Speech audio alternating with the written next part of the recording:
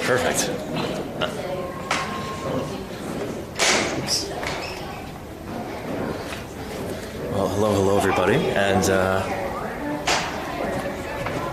let me get to a quieter area. This should work.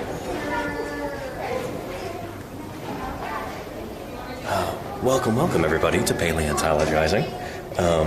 Good to see you all. Welcome back. Shoot, if anybody is here for the first time, I'd like to personally welcome you to the University of Nebraska State Museum of Natural History. There's going to be a lot of noisy kids today, so we'll try and steer clear of them as best we can. But, yeah, let me go over here. Kind of jumping around. There we are. We're some old friends. Welcome everybody to Paleontologizing. My name is Danny Anduza. I'm a dinosaur paleontologist, and I'm here on Twitch trying to do some good old-fashioned science outreach. So, it is great to have you here with me. Welcome everybody who's already here. Let's see, Miracle Schmirgle, Granastuda, Kodali, Invisible Dimensions, Remmels, Caravan, Lara Croft.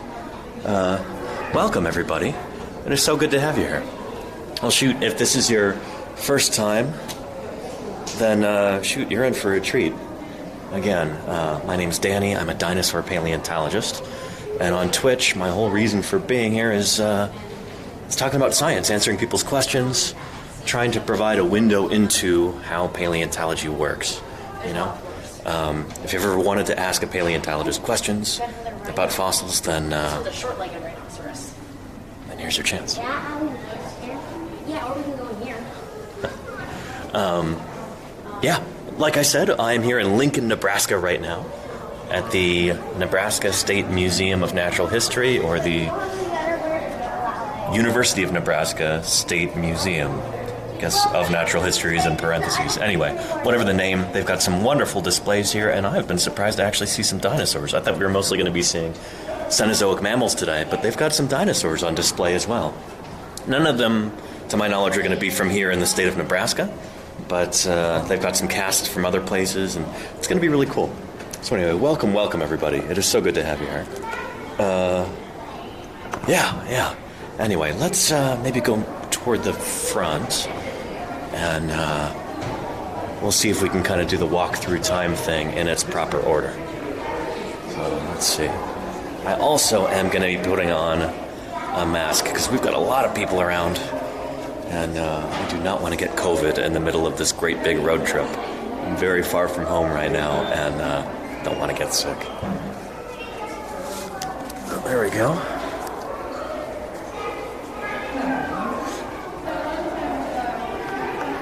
So let's see, where should we start? More exhibits. I wonder if they've got a Paleozoic section. You know what, we'll just start over here. We're not going to start in chronological order. We were going to start over with the Proboscideans. We've got some really lovely different kinds of elephants. So one of the really cool things about touring a bunch of these museums, especially throughout the Midwest, is just how many different kinds of elephants we've been seeing. We've got modern elephants, like these African elephants here. Look like we've got a bull and a cow. And these are taxidermed real specimens. Elephants, of course, used to be far more diverse than this. We used to have many different kinds of Proboscidean right here in North America. Yeah. And Lordy is here too. How you doing, Lordy? Welcome. It's good to see you. Let's start over here. Nebraska elephants. Is this Platybeldodon here? Looks like those shovel tuskers. Remains of more than 10,000 extinct elephants have been found in Nebraska, but far less than 1% of the state has been carefully explored for fossils. I'm guessing it's probably pretty difficult to explore a lot of Nebraska for fossils because so much of it is flat. As part of the Great Plains, big portions of the state were just scoured flat by glaciers. And we don't have a lot of the nice topography that we have in places like Montana or Wyoming or Utah to look for fossils. when fossils are found here, it's usually because of agriculture. People plowing their fields and kind of stumbling across elephant bones. But they're calling it a prod tusker here.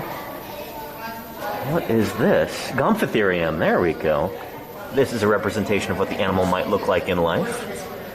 So we'll see a common theme here is going to be kind of interesting arrangements for tusks. So these guys, their incisors in their lower jaw become these big long tusks. Take a look at that skull. Holy moly.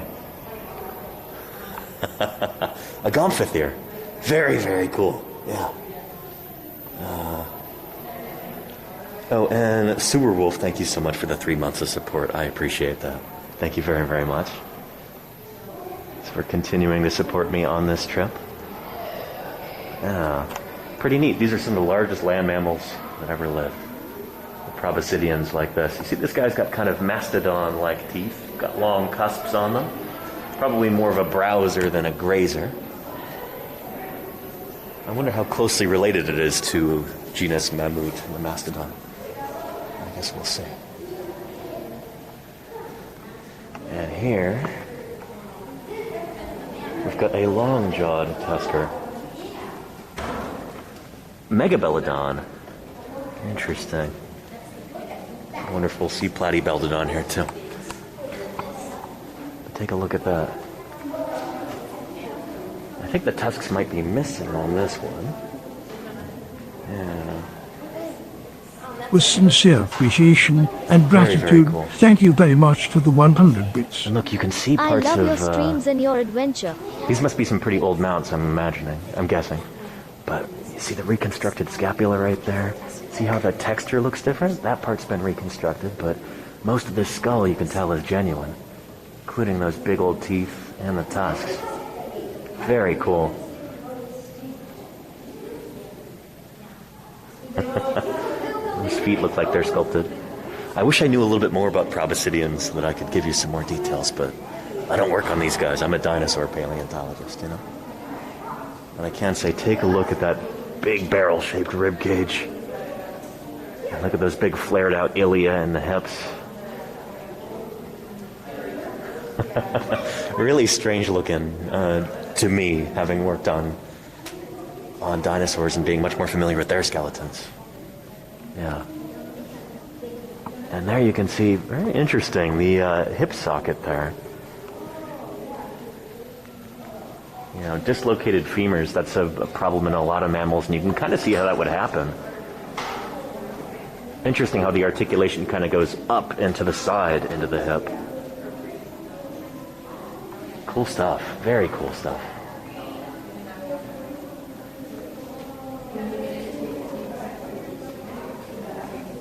Perfect tusker. Eubelodon. Perfect or true. Anytime you see that prefix in a creature's name, EU, like Euplacephalus or Eudimorphodon or Eubelodon, that means true or ideal or perfect, I guess. That's what the animal might have looked like in life. And then there is its skeleton. Very cool. And thank you, Remels, for the cheer and for the kind words. I appreciate that. It's great to have you here. And Reno, how are you doing? Great to see you. Though it What may piece not did you seem create like there? much, Casper 500 with bits tentacles? goes a long way towards supporting Anyway. science. Our treat here Very, on very Trish. cool. Eubelodon? Hype train. Part of the appeal of this hall is just seeing all of these big proboscideans, these elephant relatives, all standing up side by side. So here's a specimen under repair. It's got a moving blanket supporting those hips there, it looks like. Or something. I'm not sure what's going on there. But these are very, very old mounts. These look like they've been done, I don't know, probably in like the 50s or 60s, I'm guessing. So they're kind of a hybrid between like old-fashioned big skeletal mounts where you just have the metal rods like jammed into the bones or kind of, I don't know, fused to them. And when you have them kind of bracketing the fossil. So Yeah. It's kind of moving between two different eras. This is like a semi-modern kind of mount, I guess. Look at those metal supports on the ilia there, on the hips. And look at that big metal rod underneath the spinal column. Interesting. It's almost like a transitional form in mounting technology. But yeah. Do you think dinosaurs are put together correctly? Afro-Bandit Girl, welcome to Paleontologizing. You're smart. What do you think? Seems like we've got a few new people here right now. This is pretty cool. Yeah. And they might have some Eurypterids. I'm not sure. We'll have to see. They've got some Mesozoic stuff back there, which I was surprised by. I thought this was all going to be Cenozoic today. But they've got some Age of Dinosaurs stuff, too. And this is pretty cool. What can a tooth tell you? Compare these modern elephant teeth to the fossil teeth on your right. African and Asian elephant. Very cool. It's interesting how the Asian elephant tooth looks very similar to that of a mammoth tooth. So there's various teams that are working on trying to resurrect mammoths to, I don't know, using various different methods. I use quotation marks because, I don't know, some of them they're just going to use CRISPR to kind of modify an Asian elephant to try and make it back into something resembling a mammoth. And you can see, just by their teeth, they're very similar. Here's a mammoth tooth and an Asian elephant tooth. That's not surprising to me because mammoths and Asian elephants are actually more closely related to one another than either of them is to an African elephant. It's pretty cool. All right, we've got Stegomastodon here. Pretty cool. Stegomastodons were the last of the four tuskers. And look at those long, straight tusks. Pretty cool. Pretty cool. What a neat animal. Oh, very neat. Yeah. And it's amazing what holds our bones together, says Afro-Bandit Girl. Yeah, I guess so. Muscles and tendons and ligaments and stuff like that. Yeah. See why it's a challenge to, when you've just got the bones, to make that stand up properly. It takes a lot of work in order to mount a specimen like this, and occasionally requires some repairs, like you see there. If I had to guess, I'd say these skeletons are probably mounted during the 1960s. Yeah.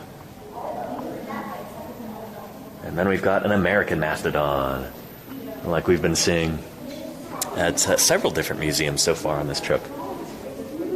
Very cool. And this skeleton is from Indiana, where we were just the other day. Very cool. And then the touch tooth is from Lancaster County, Nebraska. Mastodon teeth are very distinctive.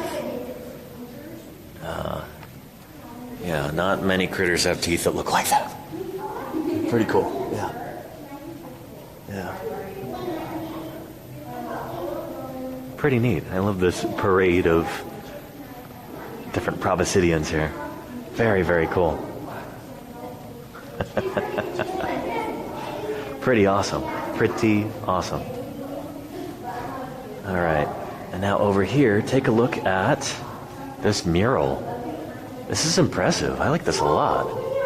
I wonder who painted this. Because this looks more recent than the mounts, for sure. But these, I think, are Columbian or maybe more likely imperial mammoths. And there's some sandhill cranes taken off right there, and there's some caribou in the background. It's funny, sandhill cranes, when I was driving from Indiana to Chicago, at a stoplight on the highway, I heard this weird noise, and then these two big sandhill cranes, they were like this tall, just flew down and landed right in front of my car. They're just walking around making noise like they own the place. And the light turns green, and I'm like, I don't know, I just wanted to sit there and watch them for a while. But there was cars behind me, and they started honking, so I just start slowly inching toward the cranes. And after a few seconds, they got the idea and they took off again. But very, very cool. Sandhill cranes, they also existed here during the last ice age. And they're still holding on. Really cool animals. So again, it's, like I said before, just kind of a reminder that the environment that we live in now, kind of our modern ecosystem here in North America, it's not like it's anything new. It's just basically the last remnants of this Pleistocene biota. So when we have critters like elk and bison and moose, we think of these as being really, really large land mammals today. No, they were small potatoes compared to the creatures that they used to live alongside. Mastodons and mammoths and ground sloths and American camels and critters like that. So yeah. Wish there was a word to describe how large those critters look. Yeah, Falmachine could be difficult to describe sometimes. They're pretty big. Yeah. These are from right here in Nebraska. The Dannenbrog mammoth from Howard County, Nebraska. And Mark E. Markison, I guess, painted this lovely mural. Caption says, Nebraska in the Ice Age. It is springtime on the Platte River. Imperial mammoths are shedding their heavy winter coats, and the river is swollen with meltwater. Sandhill cranes take flight as the mammoths stride onto the sandbar. Pretty cool. I feel like this hall might benefit from some sound effects. Subtle ones that would play maybe on a motion sensor or something when people walk in. I love it. Oh, it's nice and quiet. And when I was trying to set up the stream, there were all these screaming kids running around all over the place, just treating the museum like a jungle gym. I'm hoping that we don't encounter too much of that during this broadcast. But yeah. You're telling a moose it's tiny? Well, I mean, they are compared to critters like this. Holy cow. So this doesn't look like an imperial mammoth. What is this? Something weird is going on with the skull. These like big With bulbous sincere things in front of the appreciation orbits. and gratitude, What kind of thank mammoth you is very this? much for the 100 bits. Jefferson's mammoth, is that right? Very cool. Jefferson's mammoth, Mammuthus jeffersoni, about 18,000 years old. I wonder if this is the ancestor of imperial mammoths, maybe. But pretty big.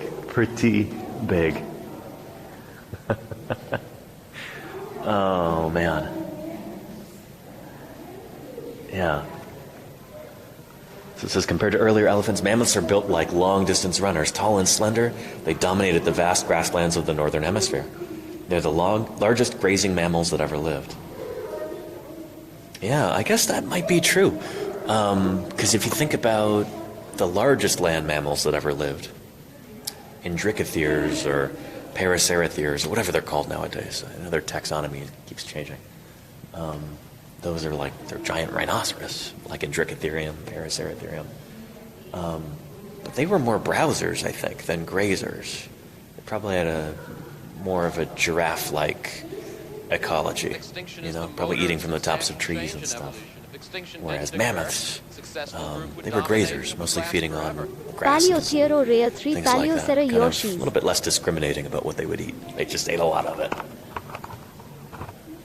You can tell that by the big flat teeth that they have. And holy cow. This is Archie, a mammoth indeed. The sign says, this skeleton lays claim to fame as being the largest mounted mammoth in any American museum. Holy cow. These elegant giants were the largest mammals known to have walked the Great Plains. Mammoths are the Nebraska state fossil. And that is really, really large. That's, holy cow. It's like approaching sauropod size. Oh, incredible. So this is an imperial mammoth, Mammuthus imperator.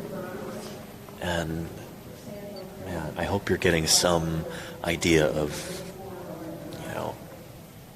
how big this critter is.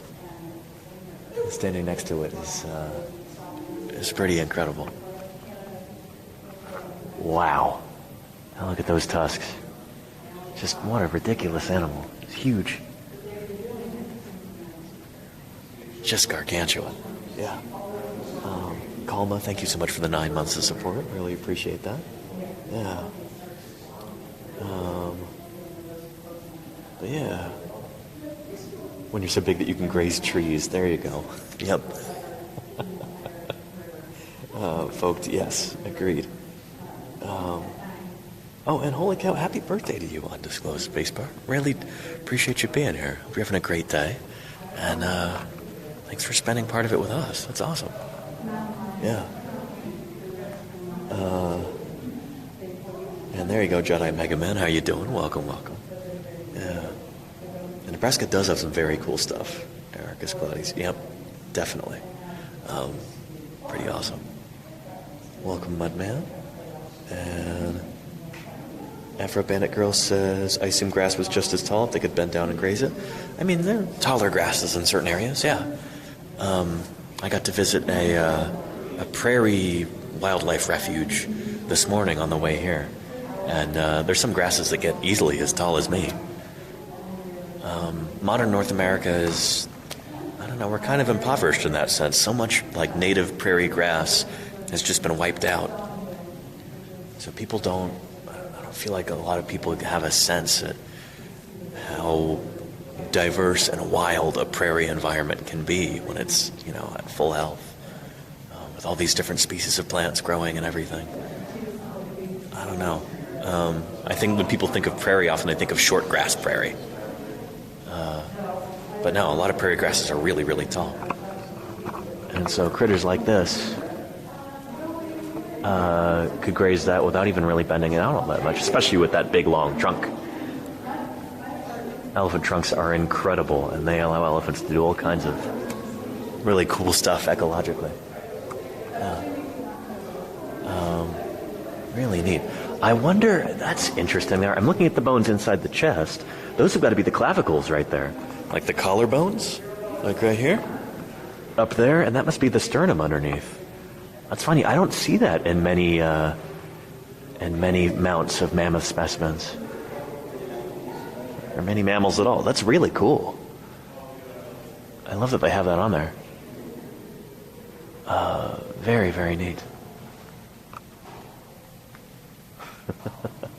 So, go from the largest of all mammoths to a very small adult mammoth. That's not a baby. This is a dwarf mammoth. So this is a beautiful example of what we call island dwarfism. So occasionally, there will be critters, very large critters, that end up on an island or isolated in a place where they don't have very many resources, and it behooves them to evolve a much smaller size. And this is what we've got right here. So dwarf mammoths like this lived in the Mediterranean on places like Crete, I think. Yeah, on Mediterranean islands during the Ice Age. Mammoths evolved into dwarfs. Just a few hundred years after the arrival of human hunters, dwarf mammoths became extinct. Yeah. We had the same thing happen off the coast of California on the Channel Islands, I believe, like Catalina. These tiny, tiny mammoths. And they managed to stick around for longer than the mainland mammoths, presumably because people didn't get at them until after the mainland mammoths had already been wiped out. But yeah, pretty cool. So dwarf mammoth and supersized imperial mammoth, pretty neat. I guess it goes to show that like the proboscidean body plan, it's really versatile. I mean, it can work at a massive scale like this, and it can work much smaller too. Oh, that's pretty cool. That's pretty cool. Yeah.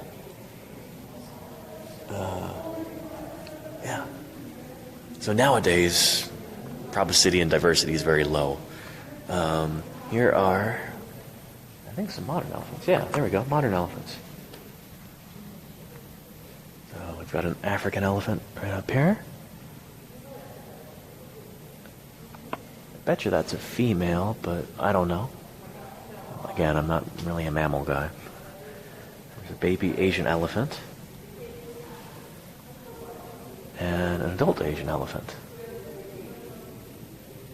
Very cool. So these are, I guess, are not particularly large specimens as far as elephants go. But, I don't know, so maybe it's not a fair comparison, but look, they're about half the height of the imperial mammoth. That's amazing. That is just... that's really something. Yeah. Yeah.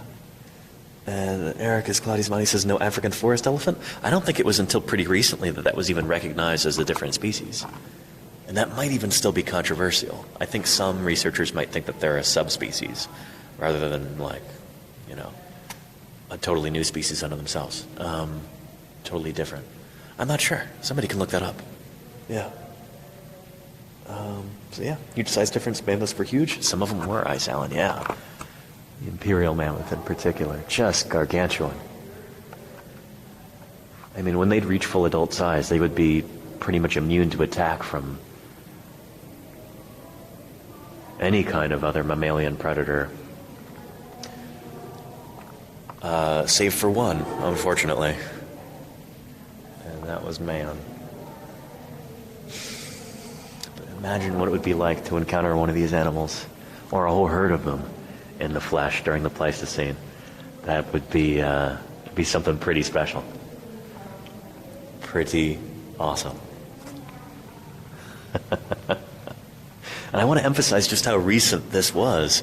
You know, we talk mostly about dinosaurs on this channel. Dinosaurs, the last of the non-bird ones, died out 66 million years ago when that asteroid struck. These guys were around until just a few thousand years ago. 10,000 years ago here in North America. There were mammoths up in Siberia up until, like 5,000 years ago? Something like that. Maybe a little bit after that. But there were mammoths on the Channel Islands off the coast of California until about 4,000 years ago, I think. So yeah, these critters are... You just barely missed them, you know?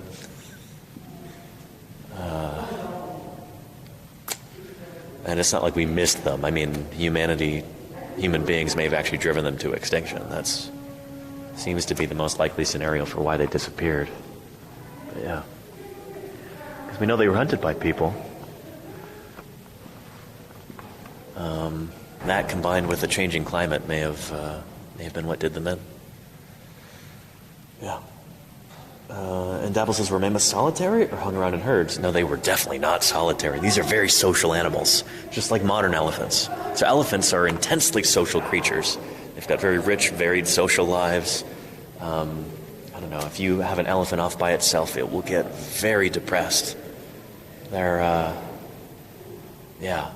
need their own kind around them. And mammoths like this, we think, were the same way. Mastodons may have been a little bit different. Critters like those, mostly forest dwellers, they may have been a little bit more solitary. I don't actually know. Somebody can look that up, what the current thinking is, but mammoths would have been very, very social animals. Yeah. Yeah. And there you go, Hugan. Yep. Yeah. Yeah, Trek Nerd, mammoth bones are found all over the U.S. In 49 different states. Basically everywhere except Hawaii, I think. Well, maybe also, I don't know. There are some East Coast states, some of the really small ones like Delaware. Maybe we don't have mammoth bones. But yeah. Anywho. And, Erica's Cloudy. Yeah, elephants actually make their way south into South America during the Great American Interchange. You get gomphotheres and critters like that move south. Pretty cool. And here, very neat. We've got some different specimens from across the world. Egypt, you've got little Merotherium there. Dinotherium from Germany with those giant chin tusks. Paleomastodon from Egypt. And then that looks like Platybeldodon, the scoop tusker. Yeah. From Cherry County, Nebraska. Very cool. So it's pretty interesting how many different kinds of proboscidean we have from right here in Nebraska. Pretty neat. Cherry County, Frontier County, Gardy County, Nance County. All from right here. That's something to be proud of. If we have any Nebraskans in chat, you should be quite proud of your state and how many cool elephant relatives have been found here. Mastodons and mammoths and what have you. But yeah. Yeah. And anyway, cool stuff. Very cool. All right. So let's move on from proboscideans and go check out some other critters. Let's see here. Ooh. We've got some cervids here. Very cool. So this is Megaloceros, often called the Irish elk. Here it's called the Irish deer. I mean, tomato, potato. Elk are a kind of deer. They're both within Cervidae. But this is, I think, the largest deer or elk that's ever lived. I don't think they're really related to modern elk in particular, so calling them deer is probably more proper. But take a look at those incredible antlers. Just astonishing.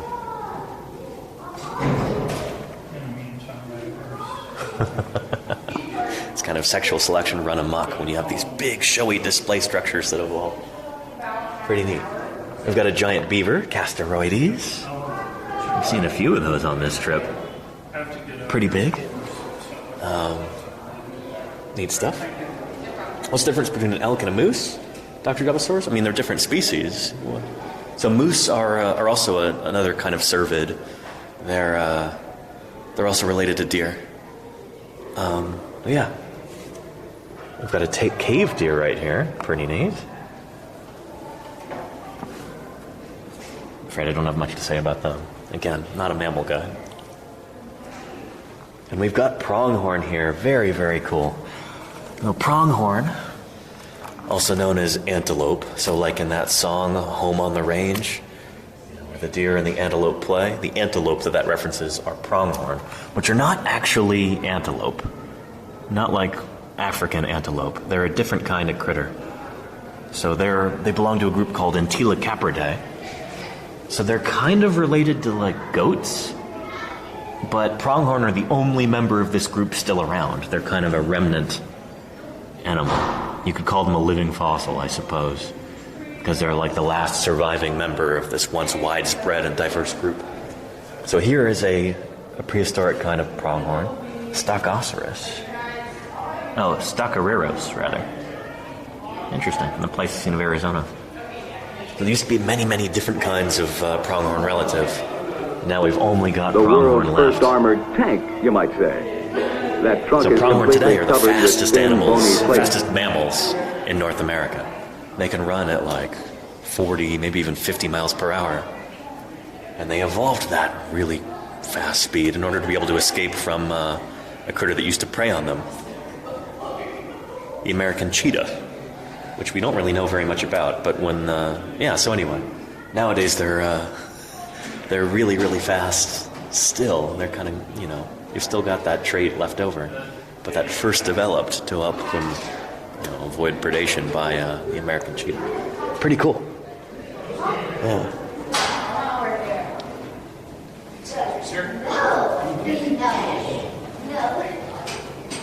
Very cool. We've got a fossil bison here. Take a look at those elongate neural spines. Very, very cool.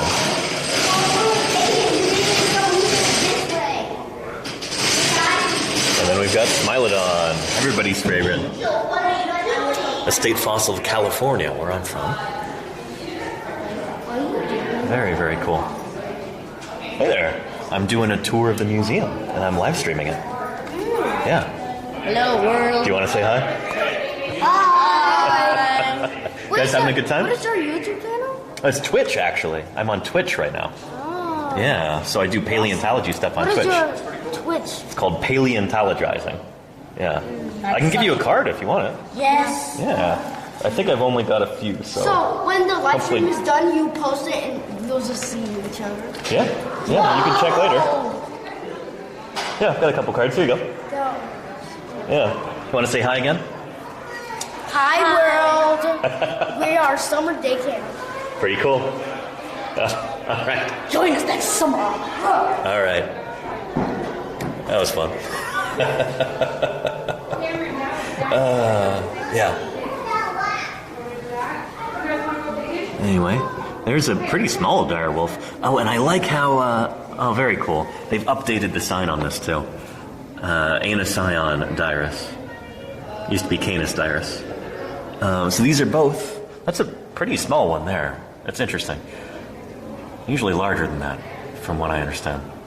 But these are both from the La Brea tar pits in, from, well, modern day downtown Los Angeles. Yeah.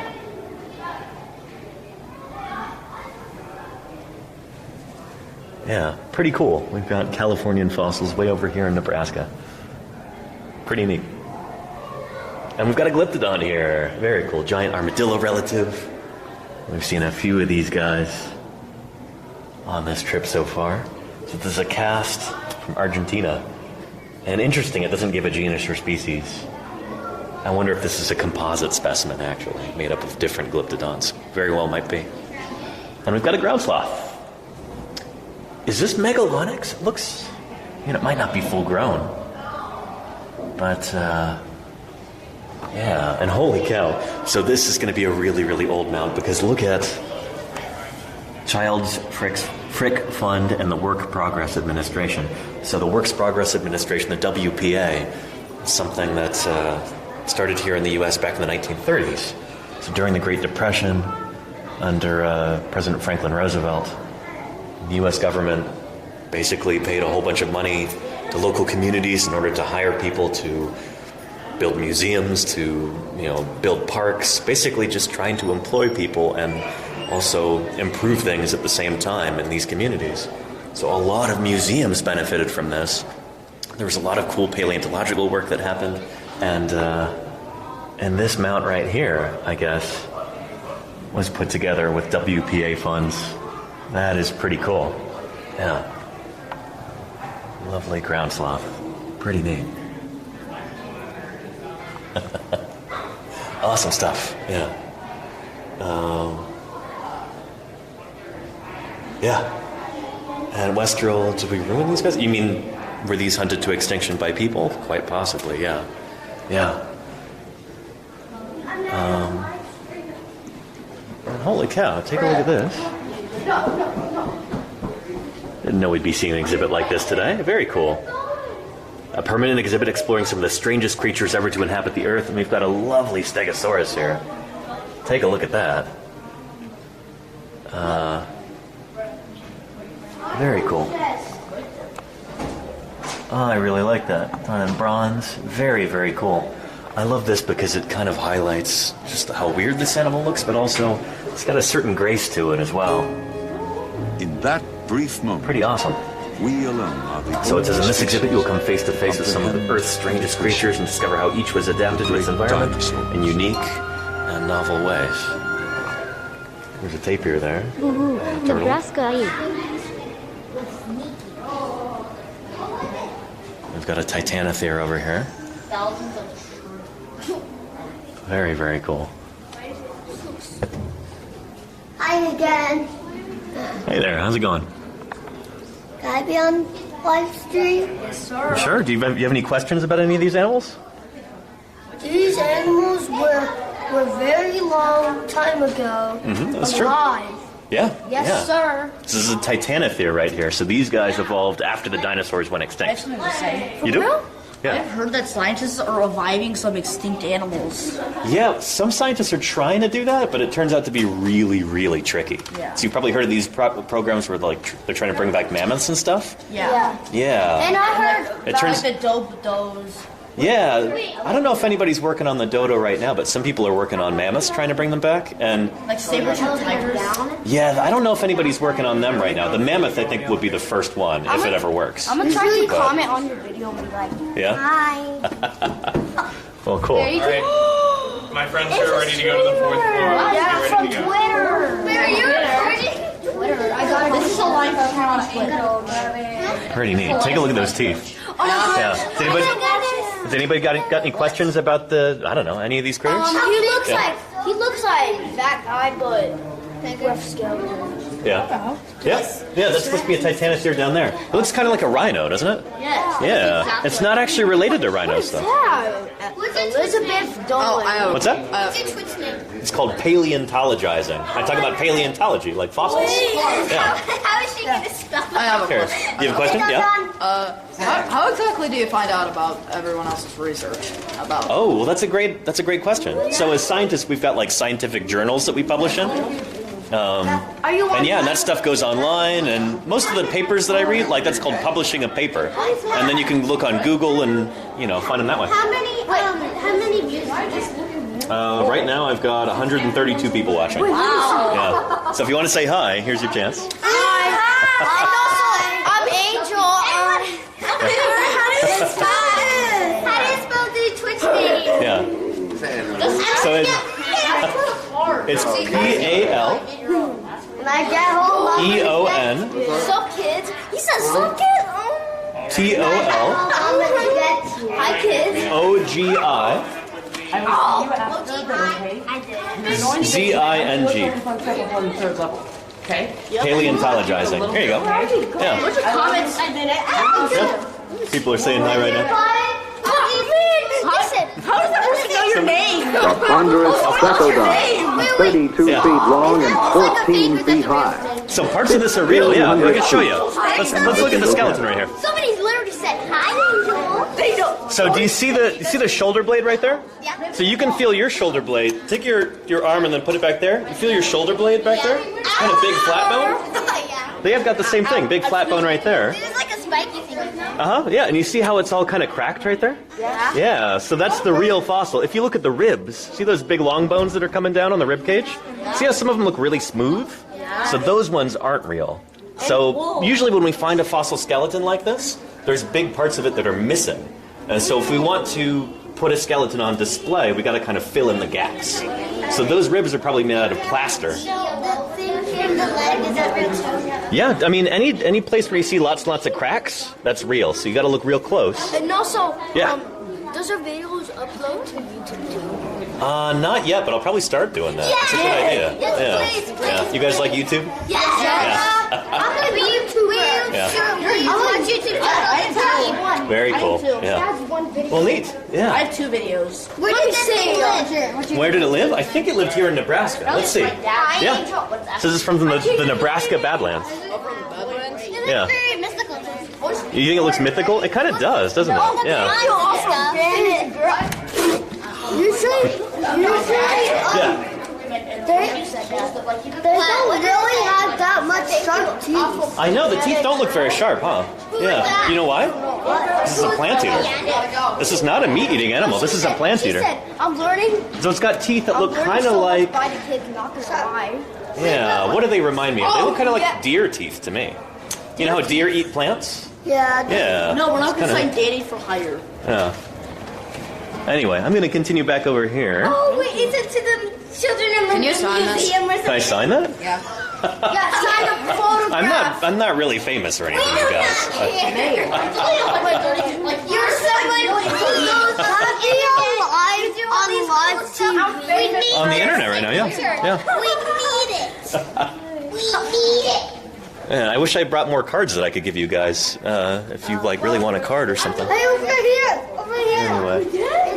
Yeah, I think I'm actually going to go over there for right now, you guys. Okay. But it's been awesome talking to you guys. See you All right. later. I'll see you later. Goodbye, world.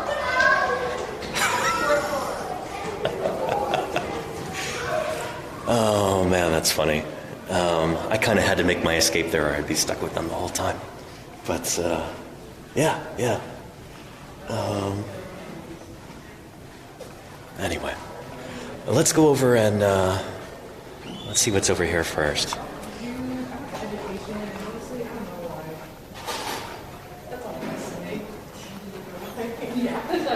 Got more exhibits upstairs. Let's see what's up here first.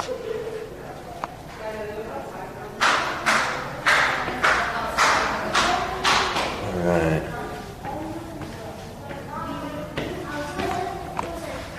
Oh, pretty neat painting there. Some fighting men. Cool.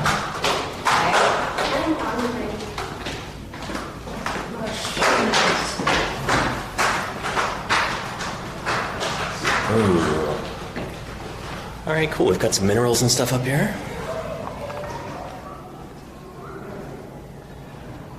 Oh, and holy cow. Do I spy an old-fashioned allosaur over here? Let's take a look. Yeah. Holy cow, I was not expecting this. Check out this allosaurus. Very cool. So who here in chat can tell me how I know that this is an old mount of this animal? What about this looks old-fashioned? This is an impromptu quiz. You can tell me.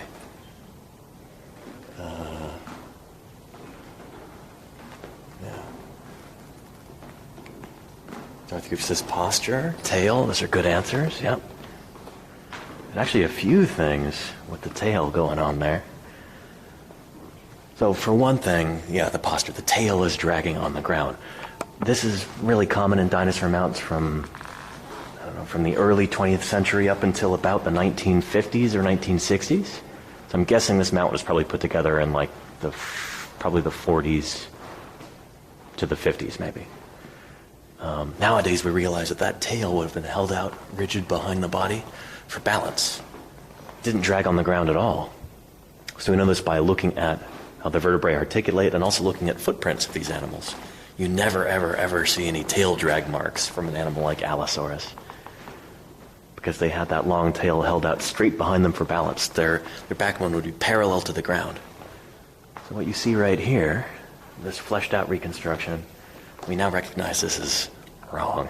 Not only did the tail not bend like that, it wouldn't have contacted the ground. The animal would have been kind of more upright, and that head and that neck would have had kind of a graceful S-shaped curve. Kind of a more alert posture than that. It would have been held up high, look around for prey or for rivals. But it is I don't know, artistically it's really well done. It's beautiful. Very cool. Yeah. And Mossela says when they mount a skeleton like that, can they take it apart to fix it, or does it stay like that forever? In this case, for one thing, it's really, really expensive to mount a skeleton like this because you have to do custom metal work for the whole thing. And so here you can see some of that custom metal work. And some of these are real fossils there, like that ilium right there on the hips, that's real. A few of those neural spines on the tail look like they're real. But here you can see like big parts of this. There's a metal rod that runs right there through the neural canal. That would be really difficult to take apart. Like this would be a huge undertaking if they wanted to modernize the pose on this. Yeah. Very cool. So yeah, that's, I don't know. I'm also guessing maybe the museum doesn't have the biggest budget. This would be pretty expensive to do. Pretty neat.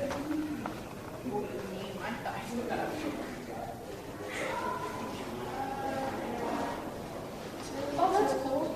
It's like, We've got a big sauropod thigh bone down there, big femur. And parts of that are real, yeah. From Hanksville, Utah. I'm going to be driving past there in just a few days. they're young on the beach. Yeah. Very cool. And you can see there are parts of this that are broken off, like the pubes right there. That's snapped, broken. I wonder what happened. That might be plaster anyway, but still. Yeah, one of the caudal chevrons is broken off right there, and you can see the metal rod coming out. Yeah, it's a very old-fashioned way of mounting a skeleton like this. I'd love to see these mounted, in an upright, sprightly, modern posture. But I don't know. And then there's a young Allosaurus right there, it looks like. Very cool. Yeah. Pretty neat.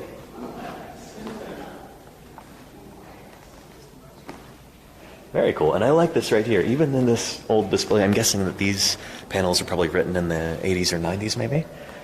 But even though they're talking about why it's so important to keep fossils here in the public trust.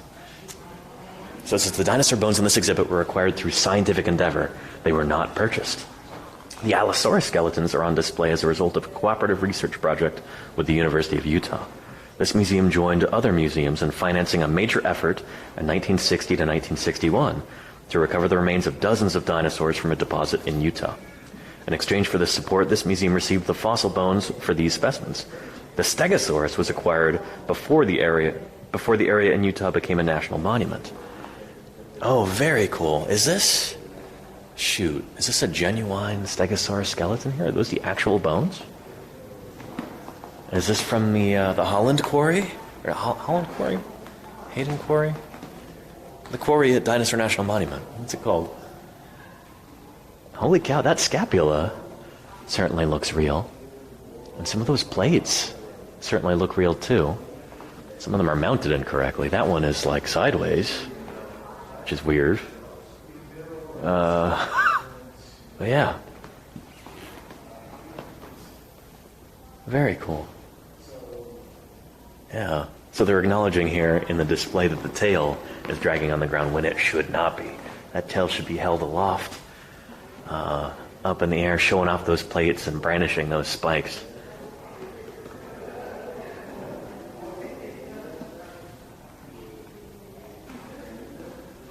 Very cool. And the shoulder girdle is wrong too. So that scapula should be further down. And the neck should have more vertebrae in it too, I think. Yeah. The neck looks very short. But it's still very, very cool. Really awesome to see this. Yeah.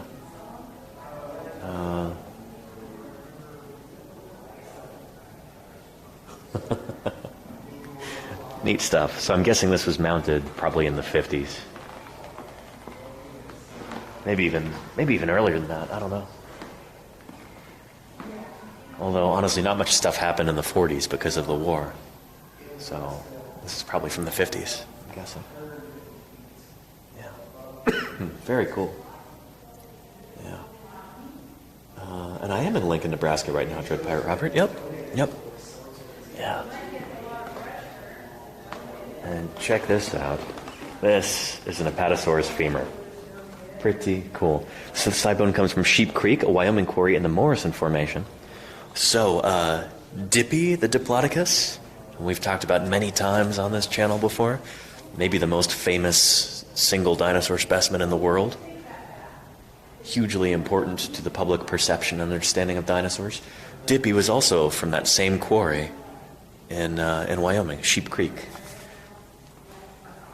So this is pretty cool. And you can see there's some plaster in here. So bits of this have been reconstructed. But I don't know if this is a cast or if this is the real thing. Nope, that's the real thing. You can see the actual bone in there. Very, very cool. Take a look at that. Look how big this is. An Apatosaurus femur. So just this one bone is about as tall as I am. How cool is that?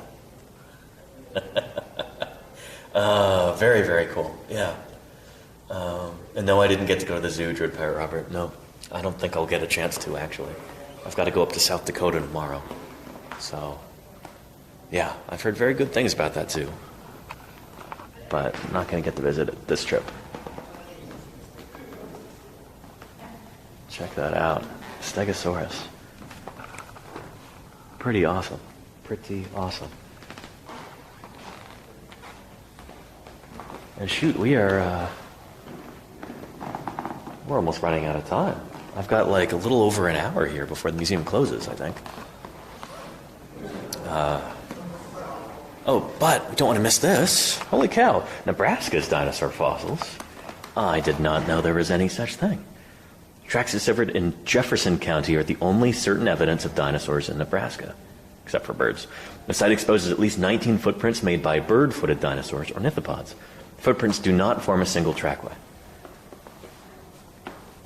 Some of the prints are perfectly preserved, but others are only partial, making it hard to determine exactly how many and exactly what kind of dinosaurs walked across the spot. Very cool. I was not aware we had any dinosaur material from Nebraska. This is pretty cool. Yeah.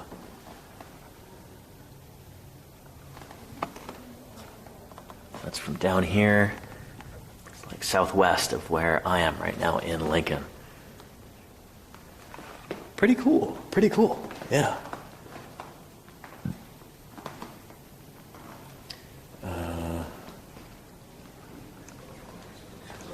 Yeah. All right. Let's continue on. And make sure we see most, if not all, of the fossil stuff here. So let's just see. This is going to be like human history stuff down there, I think.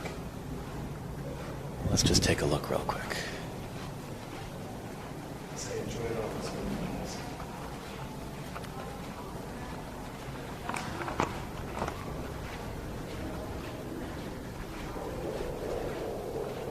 Yeah. This is all going to be cool stuff over here, but not exactly what we're looking for in a paleontologizing stream. Yeah.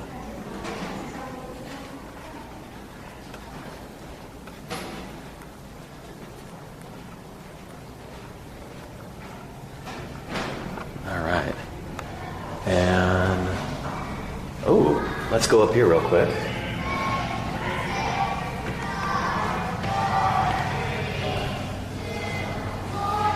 I put my mask on. It smells funny up here. And it sounds like there's a lot of people. There we go.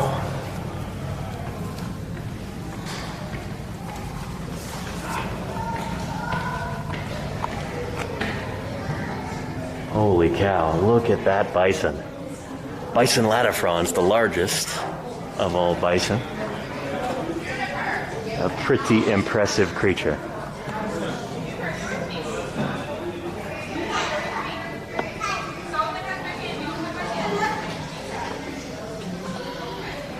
Pretty neat. We can see he's definitely a he. Take a look at this scale comparison. The modern bison here in dark gray, and medium gray bison antiquus, went extinct around 8,000 years ago, and bison latifrons, which went extinct earlier, is the biggest of all. Pretty neat.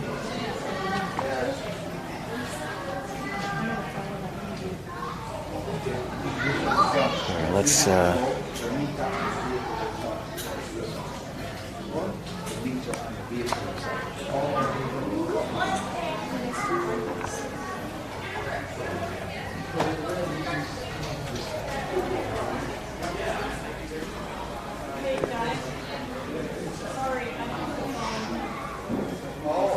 cool. So we've got a bunch of displays of modern creatures that inhabit modern-day Nebraska.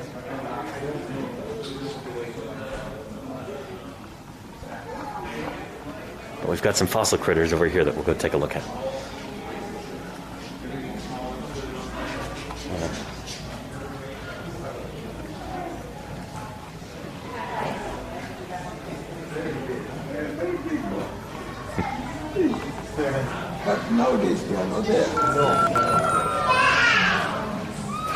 This looks like maybe Thylacus smilus over here. Bye. See you later, guys. Take a look at this. Paleontology is calling in with 50 vendors to talk about dinosaurs. All right, see you later, guys. Very cool. Barbarophyllus, not Thylacus smilus. So what see if this is not a true cat. What is going on here? Is it a Nimbravid? What is it? Wasn't a cat. Let's see. I am not familiar with this animal, Barbarophilis. Huh. I mean, it looks more cat-like than Nimravids, like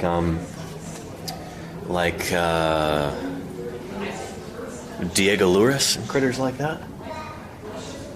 It doesn't look marsupial like Thylacus smilus. What is it? I guess it's not a true cat. Sacred cat, Barbarophilis. Huh. Very interesting. I have to look that up later and find out more about this critter, because I am not familiar with that. This is cool, talking about radiometric dating This here. is Laura Dern of Jurassic Park. Kind of a Digging visual up dinosaurs is representation hard, of, frustrating work. It takes how months radiometric or dating years, works. so leave it to the Beginning, you've professionals. just got uranium there, and then it starts to decay into lead, and basically by looking at the proportion of uranium to lead, you can figure out how long ago those rocks were laid down. It's a neat little... I've not seen a display like that showing that off. That's pretty cool.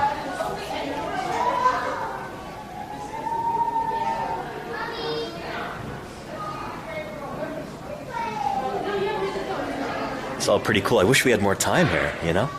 It took so long to drive here today. That's, yeah.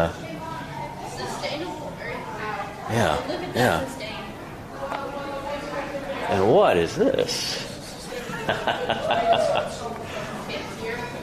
Gigantocamelus.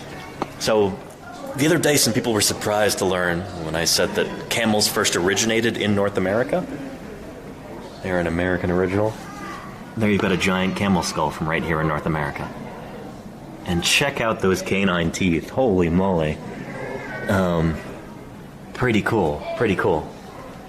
So yeah, people today associate camels with, you know, Saudi Arabia, with the Middle East, maybe with the Gobi Desert, Mongolia, with Bactrian camels. But camels first evolved right here in North America. And we've got lots of fossil evidence of camels from long before the modern day.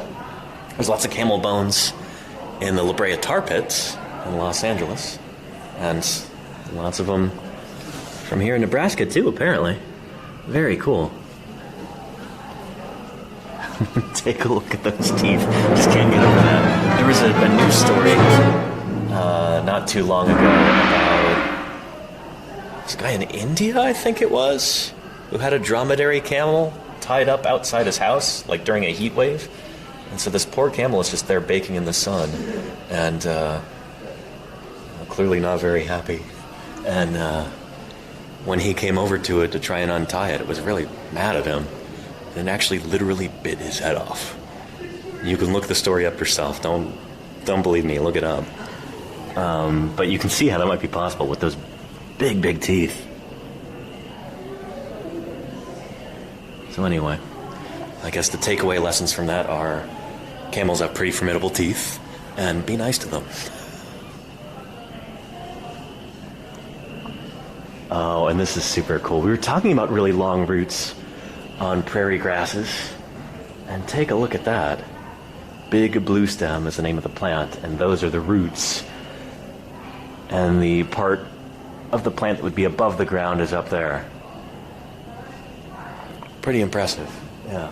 So much of the architecture and beauty of the prairie is subterranean. It's underground. Pretty neat. Yeah.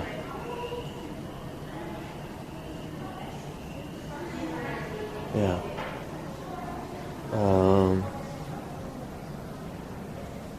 And I'm glad you're learning a lot, Afro Bandit Girls. Great to have you here. Are you going to become one of our regulars? This is so great. Take a look at this. This is an animal that's still around today. A greater prairie chicken, and you can see these orange patches on the side of the neck. Those inflate. And we were looking at videos of prairie chickens back when we were talking about Prehistoric Planet and that speculative, like those air sacs on the sauropod necks. This is that same critter that we were watching videos of. But here it is in the flesh, or rather in the taxidermy. Pretty cool. Pretty cool. And then here we've got more Really appreciation of spectacular. space. No We're just going to expense. cruise through this real quick. Lone Mountain Knife Co. gifted David E. Hewlett a subscription. Lone Mountain Knife And, Co. let's gifted make our a way tier 1 downstairs sub to back David toward, E. Hewlett. toward They the have given dinosaurs. 151 gift subs in the channel. Really spectacular. Spared no expense. Doc underscore 'Cause yes, there are Apocalypse more gifted dinosaurs to Afro see. Bandit Girl a subscription. Here's a very tall mammal Doc right here. underscore Take a Apocalypse look at gifted that. a tier 1 sub to Afro Bandit Girl. They have given 189 gift subs in the channel. I like this. Imagine this player lost in a sea of prairie grass. It's kind of easy to imagine. It's just grass, you know?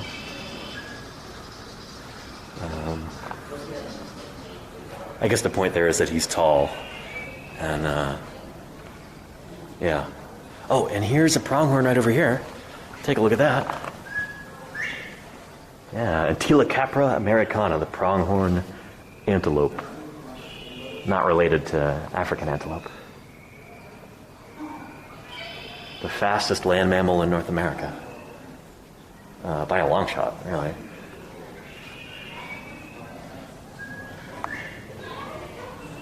Very cool.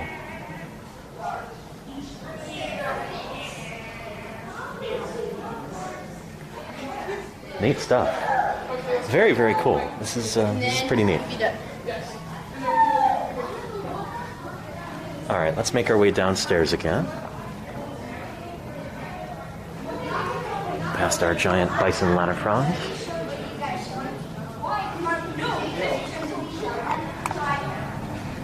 Want to make sure we've got plenty of time to look at some of the dinosaur displays.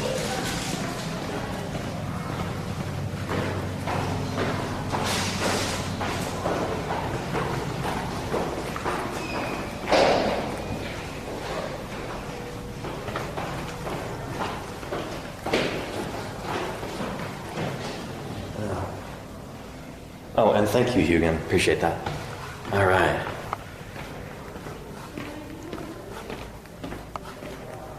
Is that another antilocaprid right there? Take a look at that. Four-horned antelope. Again, I was telling you about how diverse antilocaprids were until recently. And here's an example of that. Pretty neat. And the sign says this is the most complete skeleton of this ruminant antelope ever found in North America. The horns probably used for visual display and intraspecific combat are most highly developed in males. Surprisingly, the current view is that they are most closely related to camels. Yeah, I think camels and goats. Prehistoric horrors. They're definitely artiodactyl What's all this mammals. archaic anatomy and They're not related to, like, African antelope at all, so... American antelope or pronghorn antelope is kind of a misnomer. Yeah. Got some oreodonts down there. Yeah. What's in the middle of an oreodont? Does anybody remember? Yeah.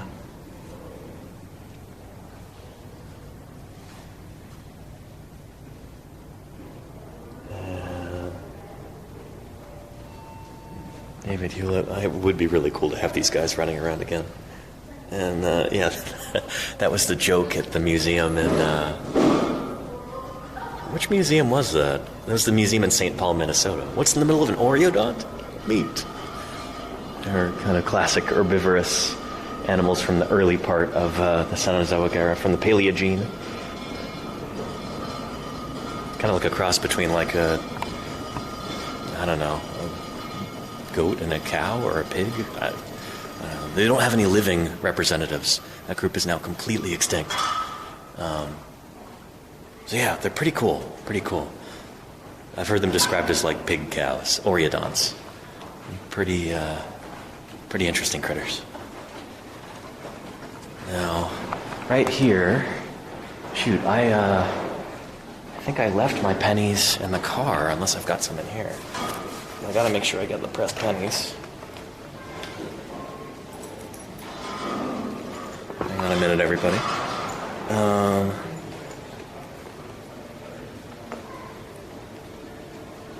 I do feel I do have my pennies here. Good. Excellent. All right. I don't have to cut the stream short to go back to the car to get these. Very good. Let's press some pennies real quick as a nice souvenir.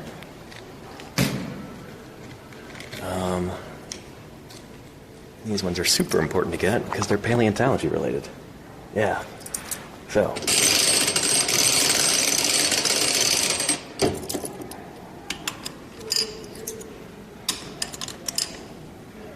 Make sure Lincoln's head faces away from the quarters.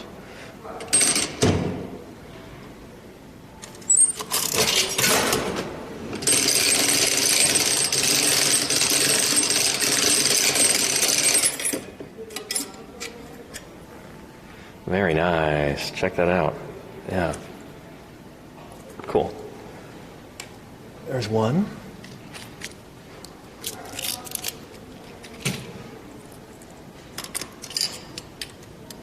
It's a well-maintained machine. So many of them on this trip have been out of order. This one feels very solid.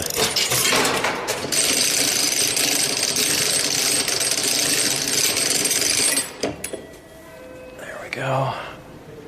Beautiful. Very nice. Planetarium.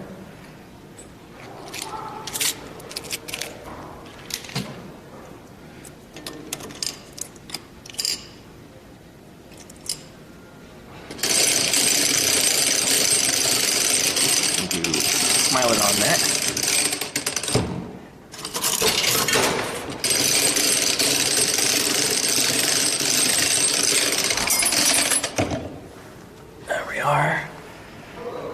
Beautiful Smilodon there. Very, very nice. And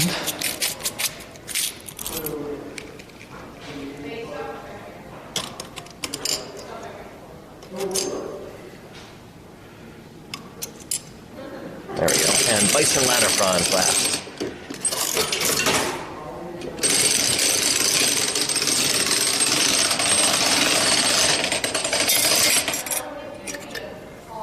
There we go. Very nice. Let me make sure I got all four. I've got the bison, got the planetarium, we've got our imperial mammoth, and we've got our Smilodon. Excellent. That's all of them. All right. Success. Thanks for your patience, everybody. Maybe at the end of the summer, when I get home to California, we will do a full reckoning of all the pressed pennies that I've acquired on this trip, because I collect those. It's been, I think, close to 200 so far on this trip. Something like that. It's been a lot. Yeah. But yeah. And I'm glad you think those are cool, Woganek. It's good to see you, by the way. Anyway, let's go in here and check this out now. Bizarre beasts. And I'm going to go ahead and put my mask on because sounds like there's a lot of people in there. And all the models in this exhibit were created by Gary Stab of Stab Studios, Inc. Very cool. I think this is going to be really, really neat.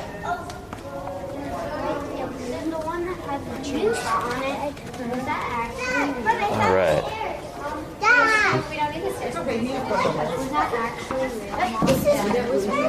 Okay, let's go. Oh, nice and quiet. Awesome. Very cool. Bizarre beasts, past and present. I'm going to sanitize my hand after doing the penny machine, except it's not working.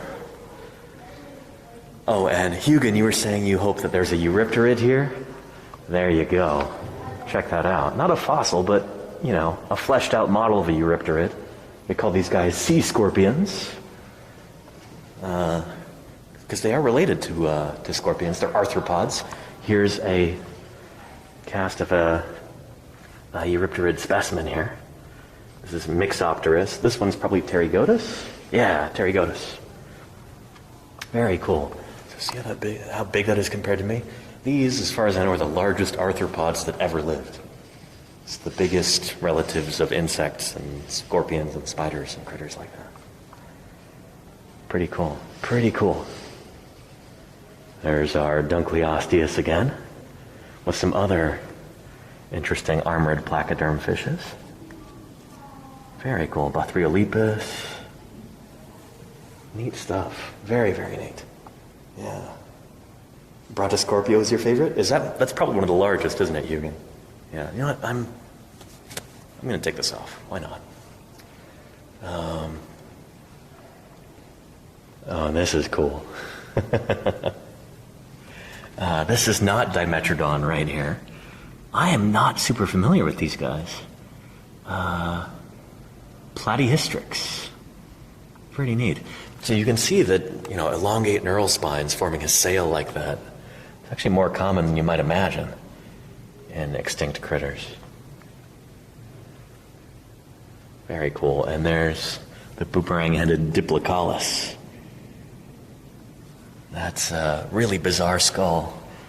May have acted like a hydrofoil to kind of propel this animal upward when it's in a river. If it's slinking down there at the bottom and see some tasty fish swimming overhead, you can just kind of tilt up its head, let the current help it rocket to the surface. Pretty neat. Yeah. Somebody ought to, do the water equivalent of a wind tunnel test on that and see if it actually would work that way. Got Protoceratops right here. Really, really nice cast there. Very cool. So this is a dinosaur that lived alongside Velociraptor and actually interacted. There's a famous specimen of a Velociraptor and a Protoceratops locked in combat. Very cool. And we've got a skull of this critter back home in my office. Really neat. Yeah. Oh, and how could we overlook the largest frog that ever lived, as far as we know? Beelzebufo, the devil frog. Take a look at that. So this looks like a modern bullfrog here, and then devil frog, Beelzebufo. Holy moly, enormous. This guy is huge. Some of you saw this in Prehistoric Planet, but here it is here, cast in bronze. Very cool, very, very cool. Here, we'll close up on the frog, angry frog, mad frog, for our iOS viewers and aficionados.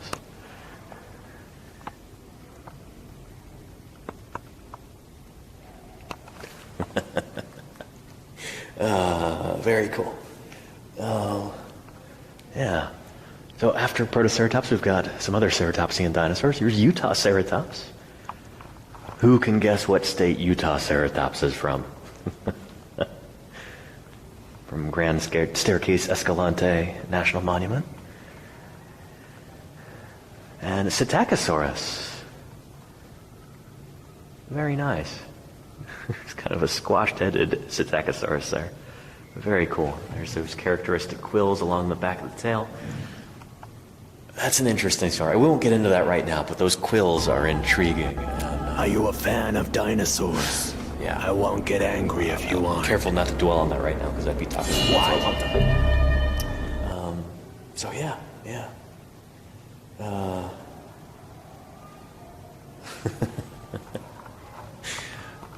And check out this lovely fleshed out pterosaur right here. Very, very cool. What a neat critter. Is this Pterodactylus or some sort of ornithocheirid pterosaur? Who's this supposed to be? African pterosaur. Undescribed species. Is that right? From Niger, from the Garafo. That's, I think, also where Suchomimus is from. Spinosaurid. Pretty neat. And look at those teeth. Almost certainly a fish-eating animal. Those kind of needle-like teeth for impaling fishes. Flying dragon. What's this about? Oh, very cool. Draco. Asian Draco lizard has a design that really flies. The Draco's flexible skin expands into a huge airfoil. Can you hear that right now? A living frisbee. A living frisbee. Now, frisbees rotate. These guys just go straight. The perfect wing structure.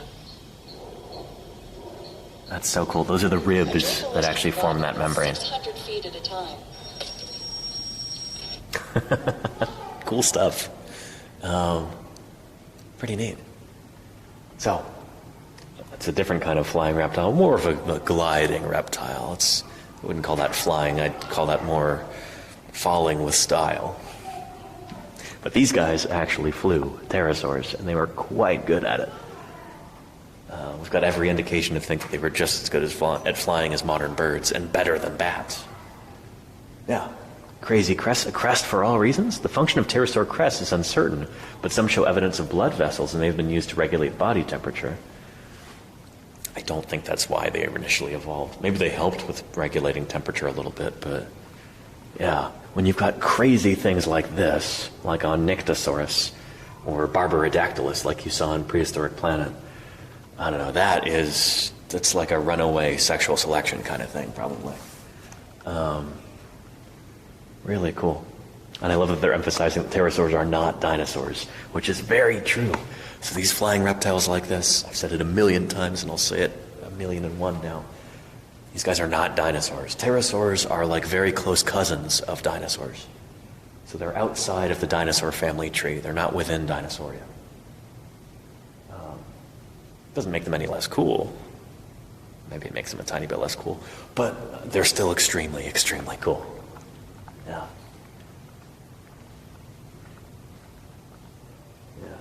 Heat sink, asked David Hewlett. That is one of the ideas, is that maybe it was kind of like almost like explanations that you see for stegosaur plates. There's an idea that maybe they were kind of like fins on a radiator for helping to dispel heat into the ambient air, but I don't know, I have my doubts about that. Yeah. And this is not a dinosaur here. This looks very similar to the one that they have in Vernal, Utah. I wonder if it's the same cast, like if it's cast from the same original model. But Stylinodon, so this is a really weird early mammal from the Eocene, early age of mammals mammal. So after the extinction of the dinosaurs, mammals are suddenly allowed to get big, and they start doing cool and interesting things. And this is one of those weird body plans. He's got a weird blemish on his face where the paint got worn off. You can see the resin underneath. But yeah, it's probably a fossorial animal. He's probably doing a lot of digging with those big claws. But he's probably more of a, yeah, let's see. Well adapted for digging roots. Its teeth were especially good at grinding them up. It's one of the most specialized mammals of its time and had teeth that were ever growing without roots. Without roots, really. Much like the incisors of modern rodents today. Huh. So it's a unique evolutionary experiment with no living descendants. Here's its skull right there, and those are really bizarre teeth for a mammal. Really strange. Huh. Yeah, probably kind of like a giant gopher or naked mole rat or something like that. Except it's hard to imagine these animals living communally, like naked mole rats. Pretty interesting. Look at that mouth. Oh man, what a weird critter. Stylinodon. Huh. Yeah. Oh, and thank you, David Hewlett. I appreciate you. Yeah. Have a great rest of your day. Thanks for stopping by, and feel free to tune in whenever. I'm going to be doing more streams like this, for the next 10 days or so, and then I'm going to be in the field digging up dinosaurs. So yeah. We've got an entelodont right here. Let's check him out. This is a big old pig relative called an entelodont, and there's the skull of Archaeotherium. So here's the skull, and here's the fleshed out animal. And yeah, really weird flanges and bumps on the skull. Certainly there are many more dinosaurs the prettiest animals, but they are interesting. And here's a Uintathere. These are all different critters with weird bumps and flanges and stuff like that.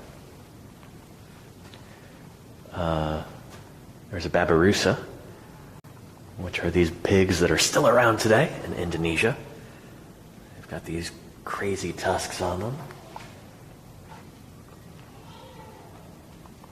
Neat stuff. The signage in here is kind of Spartan. There's not a whole lot. I guess, I don't know. Maybe this is meant for a smaller space or something, but it's cool. I like this. I would love to be able to give tours through here, because you could change it. You could, tailor it for every different group of people. You could talk about different things. There's so much to talk about. And there's not very much signage. Very cool. Uinta theories are so neat. They really, really are. We'll be seeing more of them when we're in Utah. And here's a Stemnosuchus, which is a really weird kind of mammal-like reptile, or reptile-like mammal, or whatever you want to call him. But I like him. He's just kind of thrown in there from the Permian period. Not a dinosaur, from a time long before the dinosaurs. And then the rest of these critters are from after the dinosaurs.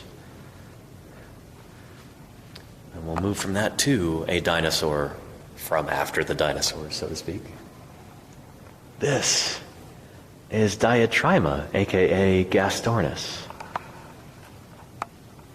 And these guys always kind of creeped me out. I find them endlessly fascinating and also really spooky. Something about these guys is just really off-putting. I don't know, it's just maybe the shagginess of those feathers. Maybe it's that big beak or those eyes bugging out. But it's kind of the stuff of nightmares there. It's like Big Bird meets Silent Hill.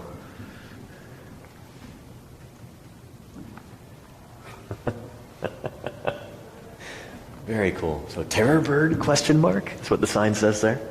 So yeah, these critters were probably not carnivorous.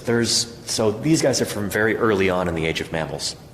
So once dinosaurs go extinct, except for birds, mammals kind of take a while to really get big and like do super interesting stuff. But some kinds of birds, the only surviving dinosaurs, get very big, and some of them become carnivorous. And you've got these big, massive, flightless carnivorous birds running around, eating ancestral horses and stuff like that. For a long time, Diatryma was thought to have been at least partly carnivorous. But now, apparently, kind of the preponderance of evidence seems to show that these animals are mostly herbivorous, mostly eating plants.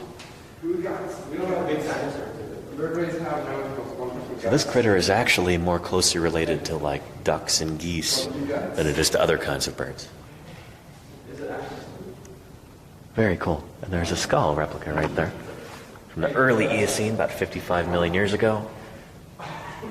So this is about 10 million years after the asteroid hits. These guys start doing their thing. Yeah. Oh, predatory bird or vegetarian. There we go. This is talking about exactly what I was talking about. Pretty neat. Very cool. Oh gosh, he's on a live stream. Yeah. Oh no. I'm on Twitch right now. I know. Oh, what are you doing? I'm doing a live stream on Twitch right now. Yeah. Oh, that's really cool. Yeah. Thanks. We're from Rapids, so we've never seen it. At least I haven't seen anything like that. Yeah, I'm from California, so this is my first time here. It's pretty cool. I like this a lot. What's your Twitch name? Paleontologizing. Here, I can give you a card if you want. Yes. Yeah, I think I've got some. I'm trying to be a paleontologist, but I have to go to... Oh, really? Yeah, Awesome. There's only one university here. Uh-huh. Well, this is the one to do it. It's University of Nebraska. Yeah, I've heard very good things. I have friends who went here. And, yeah, I'm a paleontologist myself, so I work on dinosaurs. Yeah. I'm just here because we have to do a buddy system also. I like museums. Yeah, we're from the... Cool. Yeah, we have a church trip stuff. Oh, nice. Cool. You must be paleontologists. I like museums and history, so... That's, yeah. Pretty cool. Yeah, you have a good day. Have a good one. Pretty neat. Let's check out some of these bizarre sharks and shark relatives. So that's a modern hammerhead up there. Not sure what species, but some kind of hammerhead. We're calling this a scrub brush shark here. So these guys are found in, there we go, yeah, Montana. I was just going to say that. From the Bear Gulch limestone. So look at that weird structure on the dorsal fin there. Really strange. That seems to be sexually dimorphic. Like the males have that and the females don't, it seems.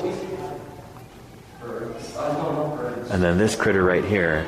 And I wish I had the streaming equipment working when I was in Pocatello, Idaho, because there was this big exhibit on this critter, Helicoprion. Helicoprion, Helicoprion, I forget what the proper pronunciation is.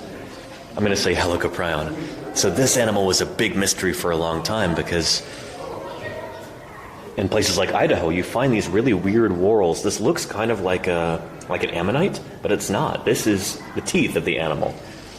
Kind of like a buzzsaw configuration like this. Like that. And for a long time, we're trying to figure out what did this animal actually look like, because the rest of it hadn't really been found. It's just these whorls. That's like the one part that gets found over and over again. Because the rest of the skeleton is made out of cartilage for the most part. Difficult to fossilize. But yeah, this guy is probably about, I don't know, maybe 1/2 or 1/3 adult size. They get significantly larger than this. At the time that these critters lived, they were some of the biggest predatory animals that had ever evolved. And it's not a true shark, it seems. From what I understand, they're more closely related to things that we call ratfish or chimeras. The actual name of the group is escaping me. But yeah, chimeras are ratfish. Did it eat soup cans, says Remmels. We think it probably ate cephalopods. So that may have been for kind of cutting squid in half, and or also for cutting through the like armored shells of certain cephalopods, like squid in a cone thing that we've been seeing again and again. The orthocones. Basically, like picture a squid, except its mantle is covered by like a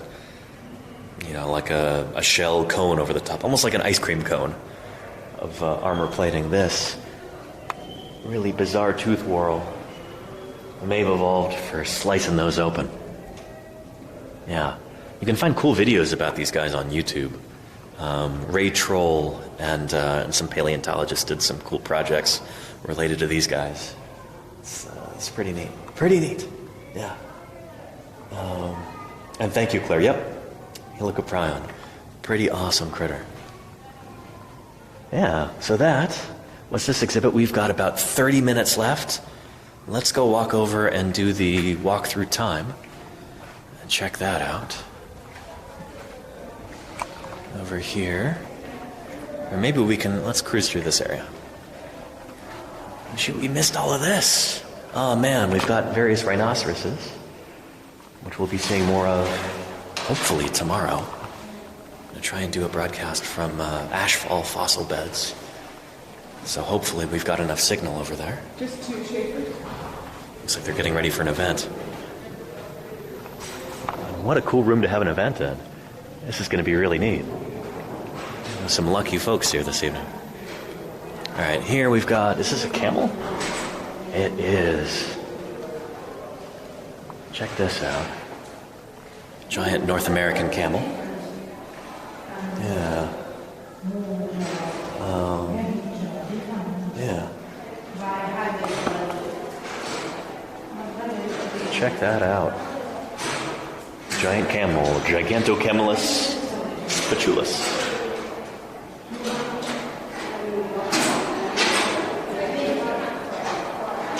Pretty neat. And look at those teeth. Look at those teeth. When you think of camels, you don't think of formidable teeth, but there you go. Quite formidable indeed. All right. I've got a mosasaur skull. We are just flying through here at this point. I've got a juvenile plesiosaur. I think this is Mary Anning's plesiosaur, isn't it? Like we saw the other day at the Field Museum. We've got an ichthyosaur up there. These are replicas, of course. And then Protostega, one of the largest sea turtles that's ever lived. I think it's second, maybe only to Archelon. But check that out. Enormous fossil sea turtle. And shoot, that's real. Yeah, you can see bits of the plastron. That's actual fossil bone there. Part of the sculpture. It's very, very cool. I'm impressed by that. I didn't think that was actually genuine, but it is. Real parts of the plastron, genuine fossil bone. Pretty awesome. Wow. What a treat to be able to see that. And it's just kind of shunted up there in the corner. This museum is just full of surprises. This has been wonderful. I'm so glad I was able to share this with you, everybody. Yeah. All right. Now, let's do our walk through time over here. We're going to make our way into the Mesozoic gallery by way of the Paleozoic. So let's do a walk through time.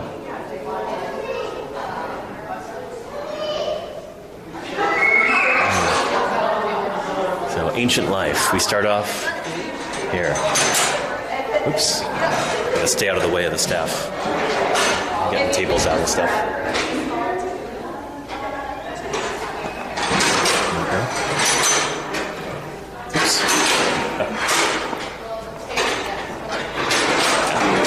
No worries. Alright. We are now here in the Paleozoic. And I can't believe we've only got less than half an hour now to do a walkthrough of multicellular life on Earth, but here we are. These dioramas, this looks like, is this Burgess shale? No, this is something else. There's one of those orthocones like we were talking about with Helicoprion. So that is basically think of it like a squid in a cone. It's not a true squid, it's far older than that. But that is the kind of critter that Helicoprion would have been chomping on. Although Helicoprion's from later in time. This is the Ordovician, so. Anyway. But those critters continue on. Here in the Silurian, these trilobites, various gastropods, and there is a primitive, what we call agnathan fish, jawless fish in there. Think of that as your great, 100 million times great grandmother. Right there. In the Devonian period, by this time, some fish evolved jaws.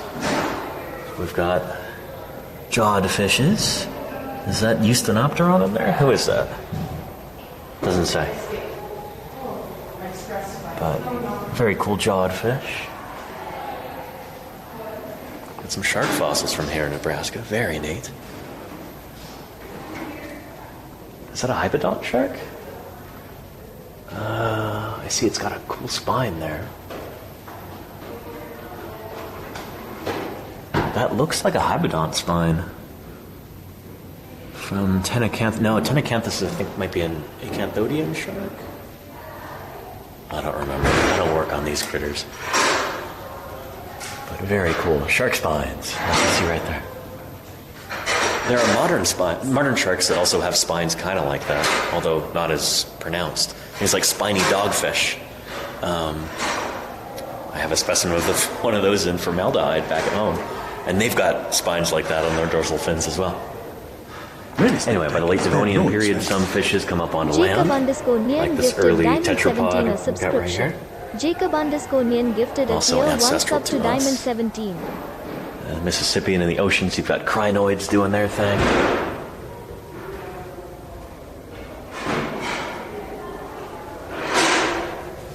Really weird looking fishes in the Pennsylvanian period. And thank you so much, Jacob Nealon, for the gift sub. Really appreciate that. Yeah. What are those fin blades about? This is Claire Bird. The spines? Probably for defense? To prevent them from being eaten? I don't know. And here we've got a coal swamp with some cool giant arthropods, giant dragonfly relatives right there. And then you've got some early amniotes. That might be, what's it called? Hylonomus in there? It's like an ancestor of the reptiles.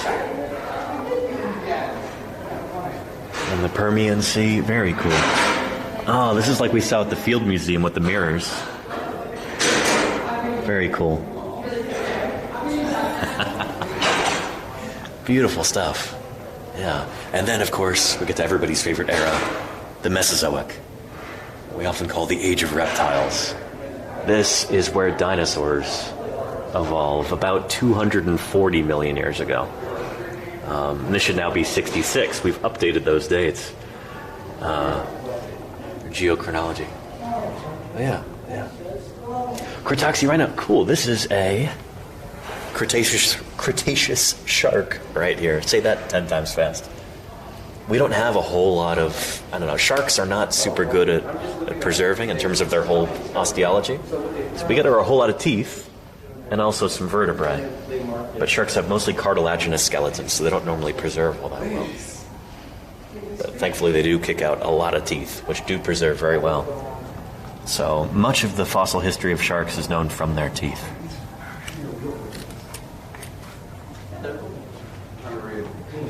Oh, we've got a mosasaur right here. Take a look at that. Wow, this is about as big as they get, I think. Yeah. Mosasaurus from the Pierre Shale of Nebraska. This might actually be Tylosaurus. Very cool. So mosasaurs, here we've got one right here. Mosasaurs are giant marine lizards. And here's one just going to town on a Xiphactinus fish. Very cool. I love the way that this is lit. This is really neat. So this is what Nebraska looked like about 90 million years ago, covered by the Western Interior Seaway. So you've got what look like belemnites swimming by. There's an ancient turtle, a Xiphactinus fish, and a mosasaur. We're going to have some sharks and plesiosaurs and stuff too. And here is a lovely fossil fish from the Niobrara Formation of Nebraska.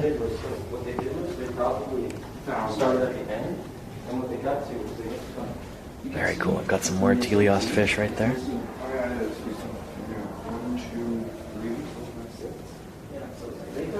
Very, very cool. Yeah. Gene Nem, hey, thank you for the kind words. Welcome to Paleontologizing. Shoot. Hey, I should do like a station break right here. For anybody who's just tuning in, welcome to Paleontologizing. My name is Danny Anduza. I'm a dinosaur paleontologist here on Twitch trying to do some science outreach. So, yeah. And yeah, I am very lucky to be here for Dinosaur. So I'm embarked on this great big road trip going all across the United States, visiting different museums, visiting different field sites, seeing other paleontologists, and streaming on Twitch whenever I can. So welcome. Yeah. Later on in the summer, I'm going to be doing some field work. Cross your fingers. Hopefully we'll be able to stream it. But yeah. Right now, I am at the University of Nebraska State Museum, and it has been a joy. I wish I had all day to walk around here, but we've got about 20 minutes left. So let's see what else we can see here before we gotta go. Take a look at this gigantic ammonite, Placentaceras. These guys are really, really common in the Western Interior Seaway, and this is a beautiful specimen, not only because it's so large, but look at that nice iridescent sheen right there. I hope the camera is picking that up. Kind of reddish, pinkish sheen right there. That is some of the original, like mother of pearl material the shell was coated with when the animal was alive. They were terrible lizards, so, don't you know? Parts of this still intact right there. Museum but then you can see underneath too, where it's worn away. See these lovely kind of floral patterns there? Those are the suture patterns between the different segments of the shell. So as the animal grows, it's constantly like adding new segments onto the shell. And then this is the suture pattern between those different segments. They get just extremely, what's the word that I'm looking for? Ornate, I guess? Just these remarkable patterns. And that's how you can classify different ammonites. If you're an ammonite expert, you study those suture patterns, and you can use that for differentiating different genera and species. Pretty cool. We've got some depictions of plesiosaurs painted right here. Very cool. Yeah. And Joe 3E says they didn't cast their shells? You mean they didn't They didn't like move to new shells or anything. No, those shells would constantly grow as the animal matures. Yeah. Some plesiosaurs right here, and then this is so neat. Check this out. We've got a plesiosaur neck right here. So this is a kind of long-necked plesiosaur, in case you couldn't tell. We call this an elasmosaur. And what a cool way to display this. This is so neat. Look at that beautiful skull. It's crushed, but it's still, you can see lots of the detail there. You can see the eye socket right here. There's the jaw with those lovely interlocking teeth. Would snap shut like, I don't know, like a bear trap, I guess. Those interlocking teeth over fish and squid and other animals that this critter's trying to eat. And take a look at how many neck vertebrae. You know, if we had a little bit more time, we'd count them together. But these critters can have as many as 70, even close to 80 cervical vertebrae. They had the most vertebrae in their neck of any animal that's ever lived, as far as I know. Just astonishing. They're such cool critters. And so, again, this is just the neck. So let's start here at the head. And then move down toward the body. It just keeps going. Just keeps going and going. And then the body would be under there. Holy moly. And look, like the room wasn't even long enough for the entire neck. Just keeps continuing under there. How cool is that? How cool is that? Caravan says, what a great display idea. It's really cool just being able to walk over this. It gives you a different perspective on the animal. That's like a neat bit of interactivity there. I don't think I've seen a plesiosaur displayed like this before. I think that's so cool. That's so cool. And this is really lovely. So this is showing us where Nebraska was in the midst of this shallow inland sea. We call this the WIST, the Western Interior Seaway, 90 million years ago. And so many of the dinosaurs that I've dug up, again, this critter, not a dinosaur. This is a marine reptile. Nothing that you see in this room is a dinosaur. Just to make that clear. Okay, we got that straight? Cool. Now, the dinosaurs that I've dug up in places like Montana, up here,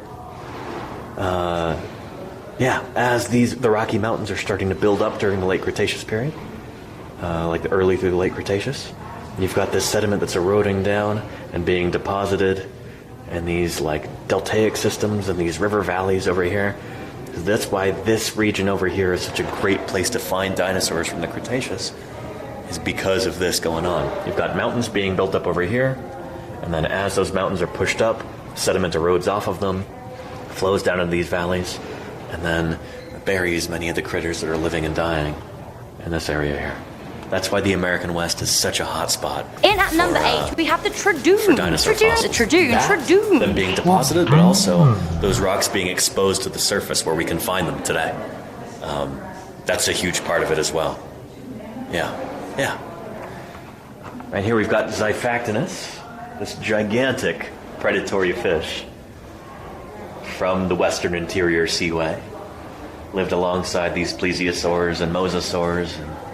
Yeah, pretty impressive. They're such a museum staple in this part of the world. Having a Xiphactinus like this is kind of, it's kind of a badge of honor, I guess. Pretty much every good museum has got one of these critters.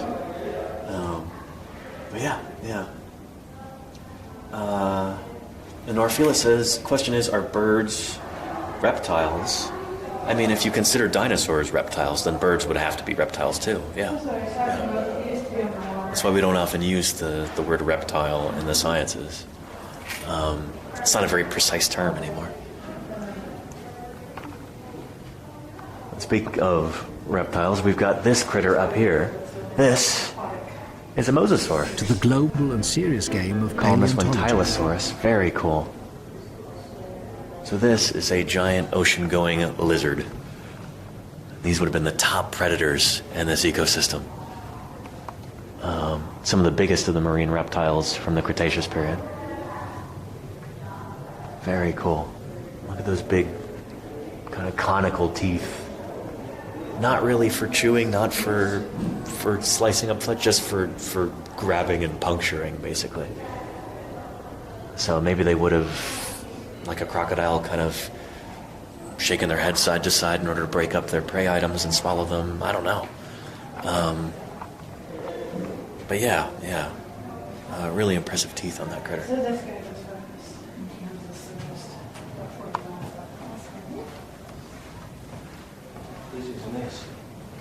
Yes. Very neat. Check that out. So, while these critters are doing their thing in the seas during the Cretaceous, on land, it's one of my very, very favorite dinosaurs right here. Who knows what this dinosaur is? Let me know in chat. Try and cover that up so you can't read the sign.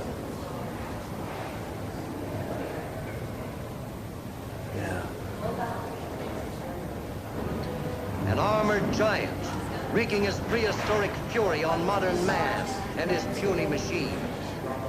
Yeah, let me know if you think you know who this dinosaur is. But, let's see.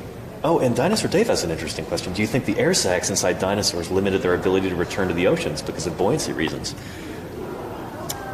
Maybe? I don't know. It doesn't seem to stop birds from doing that. And birds have very, very light skeletons. More so than most dinosaurs. I bet you it was probably more that, like, those spaces were already filled. You know, there's all kinds of marine reptiles that had moved into those niches and started doing cool stuff, and there maybe wasn't room for dinosaurs to exploit those niches. Well, this right here, of course, is Chasmosaurus. There you go, Smorgassaurus. Yeah. This is a ceratopsian dinosaur, a horned dinosaur from the same group as Triceratops. So you can see in the painting back there, it's kind of Triceratops-like. The museum is closing in 15 minutes. The museum's closing in 15 minutes. This is good because this is like the last room we're going to explore here. But yeah, Chasmosaurus, an earlier member of the same family as Triceratops. I don't think it's a direct ancestor, but yeah. It's very near and dear to my heart because I was lucky enough to be able to do some field work in 2012 in the Judith River Formation and found a specimen of one of these guys. Not this guy in particular, but a close relative that should be a new species once it gets published. So, yeah, one of these days. One of these days. But very, very cool. Chasmosaurus. That's so cool that they have a mount of it. Jump! Jump! It's been forever since I've seen a full Chasmosaurus on display. Marvin Berry, you know that new sound you're looking for? That is so cool. Well, listen to this.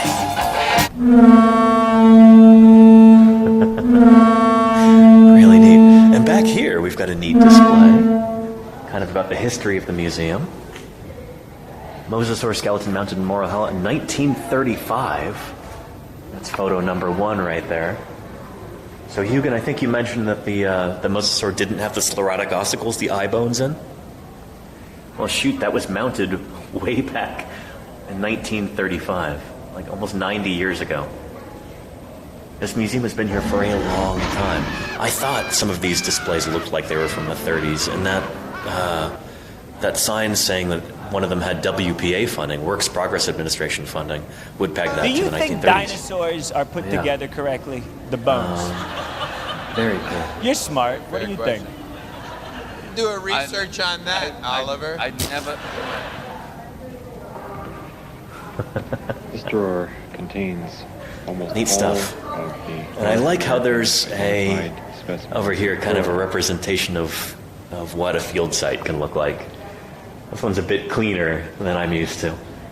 But, and that Triceratops skull, this is Triceratops prorsus, of course, with that big, robust nasal horn.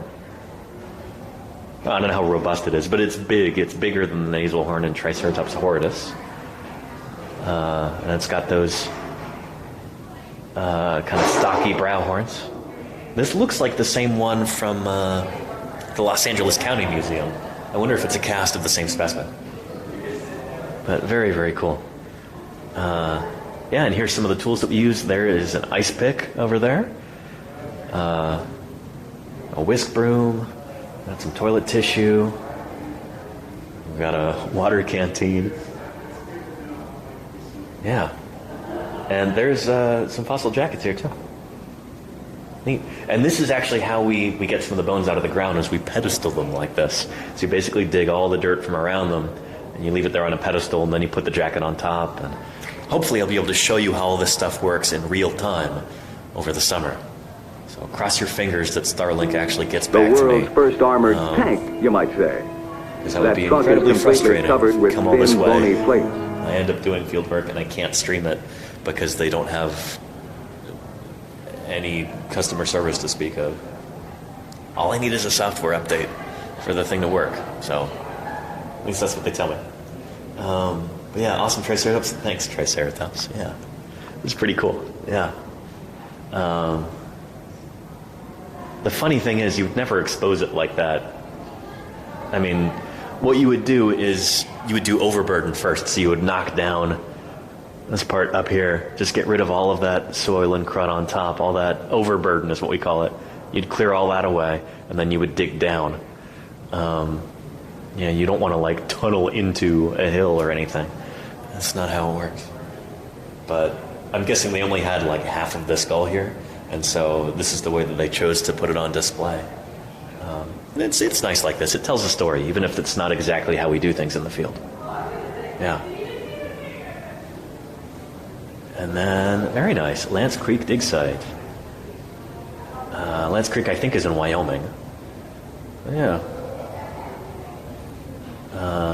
Pretty neat. Very cool stuff. Very, very cool stuff. Here, I think we have just... What time is it now? 4:51. We've got 9 minutes. But yeah. And hang on, did we get a raid or something? Yeah. Oh, there we go. The Haunted Castle. Hey, welcome to Paleontologizing, everybody. It is great to have you here. Shoot, my name is Danny Anduza. I'm a dinosaur paleontologist, enjoying these wonderful displays at the University of Nebraska State Museum. Pretty cool. Say hello to my friend Chasmosaurus here. Yeah, shoot. The Haunted Castle, how was your stream? I hope it was great. And welcome, Raiders. It's great to have you here. The museum's going to close in just a few short minutes, so we're going to boogie on outside very shortly here. Ooh, after we take a look at... Holy cow. Are those... It looks like it. The actual bones? Shoot, yeah. Nyctosaurus, a flying reptile pterosaur from the Cretaceous period. Very cool. I kind of love these displays where they're like kind of lit from the periphery like that. There's something very cool, very, I don't know, it draws you in closer.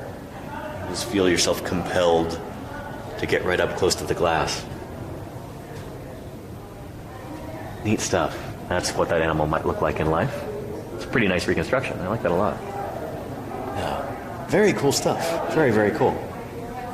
Yeah. And that is rare, yeah. Pterosaurs like that are not easy to preserve. That's why, yeah, some of the best ones in the world are from the Niobrara Formation of places like Nebraska and Kansas. So yeah, Nebraska has a lot of very, very cool fossils. And I've been deeply impressed by this museum. Was not expecting it to be this large or for them to have as much Mesozoic stuff as they did. That's why I put mammoths in the title, is I thought most of this was going to be Pleistocene. I thought we were mostly going to be seeing stuff from the latter part of the Age of Mammals. The Neogene period of the Cenozoic era. Mostly Pleistocene. It's Marvin! Very Your cool. cousin, Marvin Barry! Before You we know leave that this new area, I just wanted to sound point you're looking for? out some really Well, cool listen details to that I this. noticed here that I thought you should know about. Got a red-tailed hawk up there painted onto the background. Look right here, we've got a pronghorn. A real sticking his head dinosaur? up. Wondering what's going on over here. And is that An armored There's a couple more giant, pronghorn over there. wreaking his prehistoric And I don't know if the fury on camera is modern picking this man up, but I and his think that's puny machine. a crew member taking a bathroom break. You just see his or her back. Because I was going to say bathroom break because it looks like that's some toilet paper next to them. That is very funny. That's a really neat touch. I like that a lot. Very, very cool. Yeah. And Vegwin, hey. Well, holy cow. Thank you for the raid and welcome to Paleontologizing. How are you doing, Vegwin? Awesome. Yeah. And welcome, Raiders. Great to have you here. Yeah. Let's go ahead and just briefly walk back toward the front, but we'll try and take the interesting way out. We're going back in time now from the Cretaceous period. On land and in the sea. Take a look at that gorgeous mosasaur there. Put together in 1935.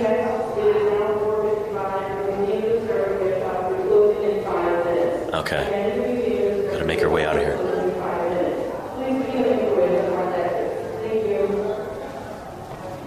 Some lovely crinoids. All right. Very cool. Many of these things from Nebraska, by the way. Exquisite marine fossils from Nebraska, from the Niobrara Formation. Going back in time from the Mesozoic into the Paleozoic era.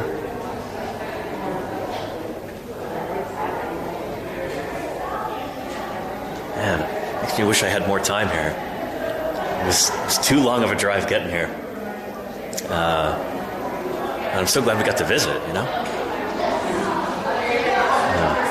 With sincere appreciation and gratitude, thank you very much to the one who made it. As always, thank you for streaming and thank you for helping me make the rest of the bad green day less than clean.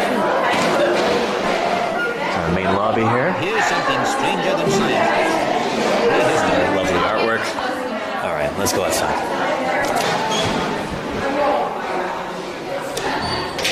So I wanted to show this to you before we go. Yeah. And thank you, Apocalypse, for the bits. Appreciate that. Yeah. And the artwork is really nice. Afro Bandit Girl, I agree.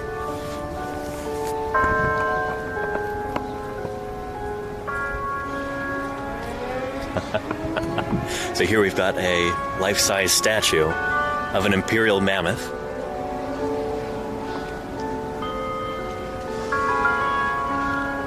Pretty exquisite. What a joy to be able to see this, be able to visit this museum today. Yeah. And Clearbird, that's not an air raid siren, that's a carillon. Right here. We've got one of these at Berkeley, too. So it's almost like a cross between a pipe organ and a set of bells. Or think of it as a cross between a pipe organ and a xylophone. There it is right there, inside this tower. Reminds me of Coit Tower in San Francisco, on Telegraph Hill. Very cool. Yeah.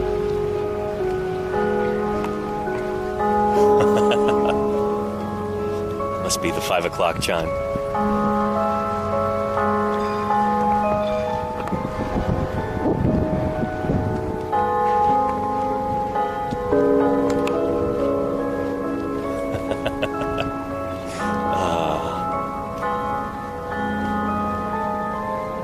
It has Moonlight Sonata, Horaz, isn't it? Third movement? Very cool.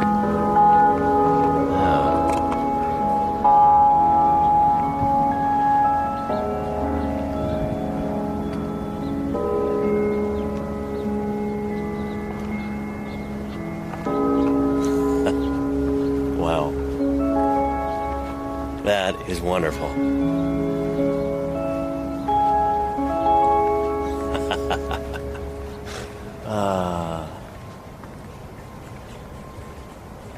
Very, very cool. Well, let's go back over by our mammoth statue And then I think we'll sign off. Yeah. Great way to finish the tour. I had no idea that was going to happen. How about you? It worked out pretty nicely, didn't it? All right. Oh, and I wonder if this was planned. Who could tell me what kind of plant this is right here? This marvelous tree. Take a look at those leaves up close. We actually have some of those in our logo for this channel, in the Paleontologizing logo. What kind of tree is this? I can tell you that it's sometimes referred to as a living fossil. This belongs to a group. Oh, and you can tell this one's a female too. She's got those fruit hanging down. Yeah. It is a ginkgo, exactly. Yeah. Yeah, so ginkgo trees like this have been around since long before the dinosaurs. I think they go back to the Permian period. They used to be very, very widespread and diverse. There are many, many different species within Ginkgoidea, I think is the name of the group. Oops, we're getting some wind. Hopefully that's not messing up our microphone too bad. But yeah. So yeah, these used to be very, very common during the age of dinosaurs. Today there is but one species left. Ginkgo biloba, I think, is the only living species. I could be wrong. Somebody fact check me on that. But yeah. Well, pretty cool to have it right here next to the museum. It's Marvin!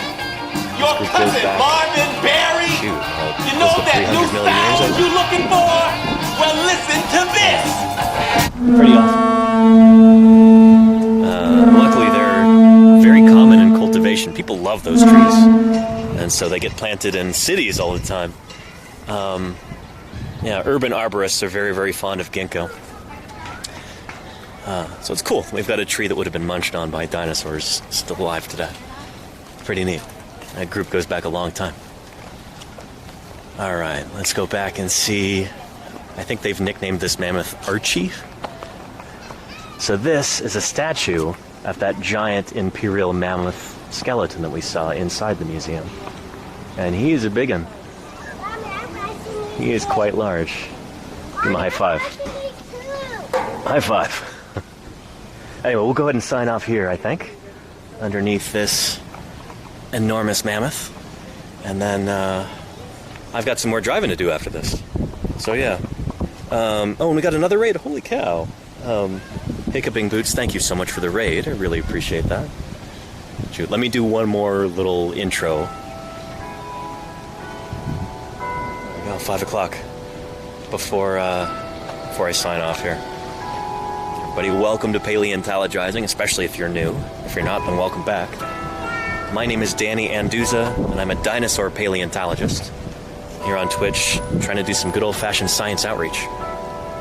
So normally I'm streaming from my home office, back in the San Francisco Bay Area. But right now I'm on this great big road trip going all across the U.S. I drove all the way east to Indiana from California.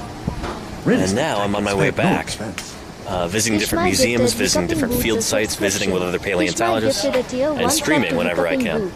So we just finished a tour of Morrill Hall on the University of Nebraska campus, the State Museum of Natural History, mostly.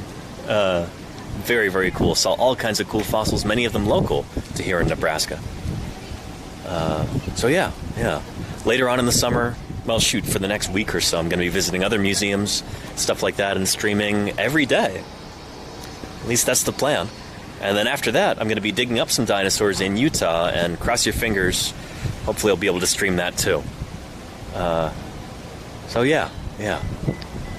Anyway, and thank you, Kishmai, for giving Hiccuping Boots a gift sub there. Really appreciate that. That's lovely. Yeah, all about the grassroots science outreach. There you go, Triceratops. That's what I'm trying to do, you know?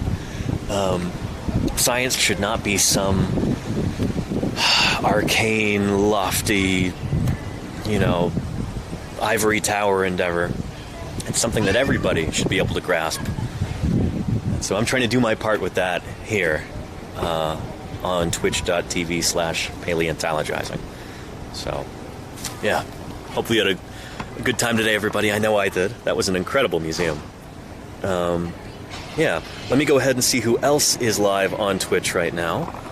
And we'll see if we can go right into somebody else who's doing some science. Let's see. Who have we got?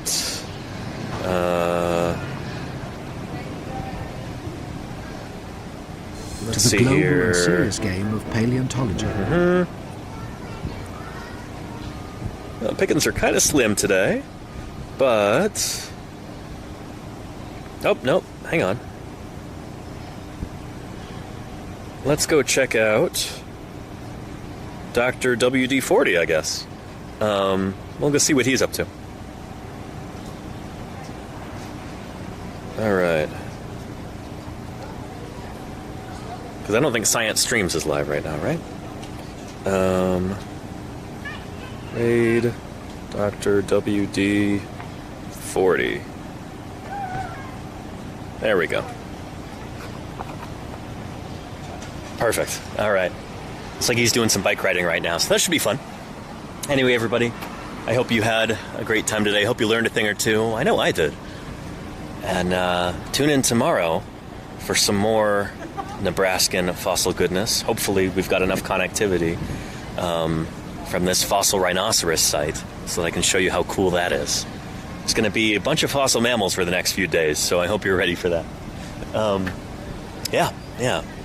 Everybody, you have a great rest of your day. Thank you so much for your viewership, for your enthusiasm. Thank you, moderators, Claire Burr and Mayor Space and Lenina and Patrick Pirate. Thank you for your hard work.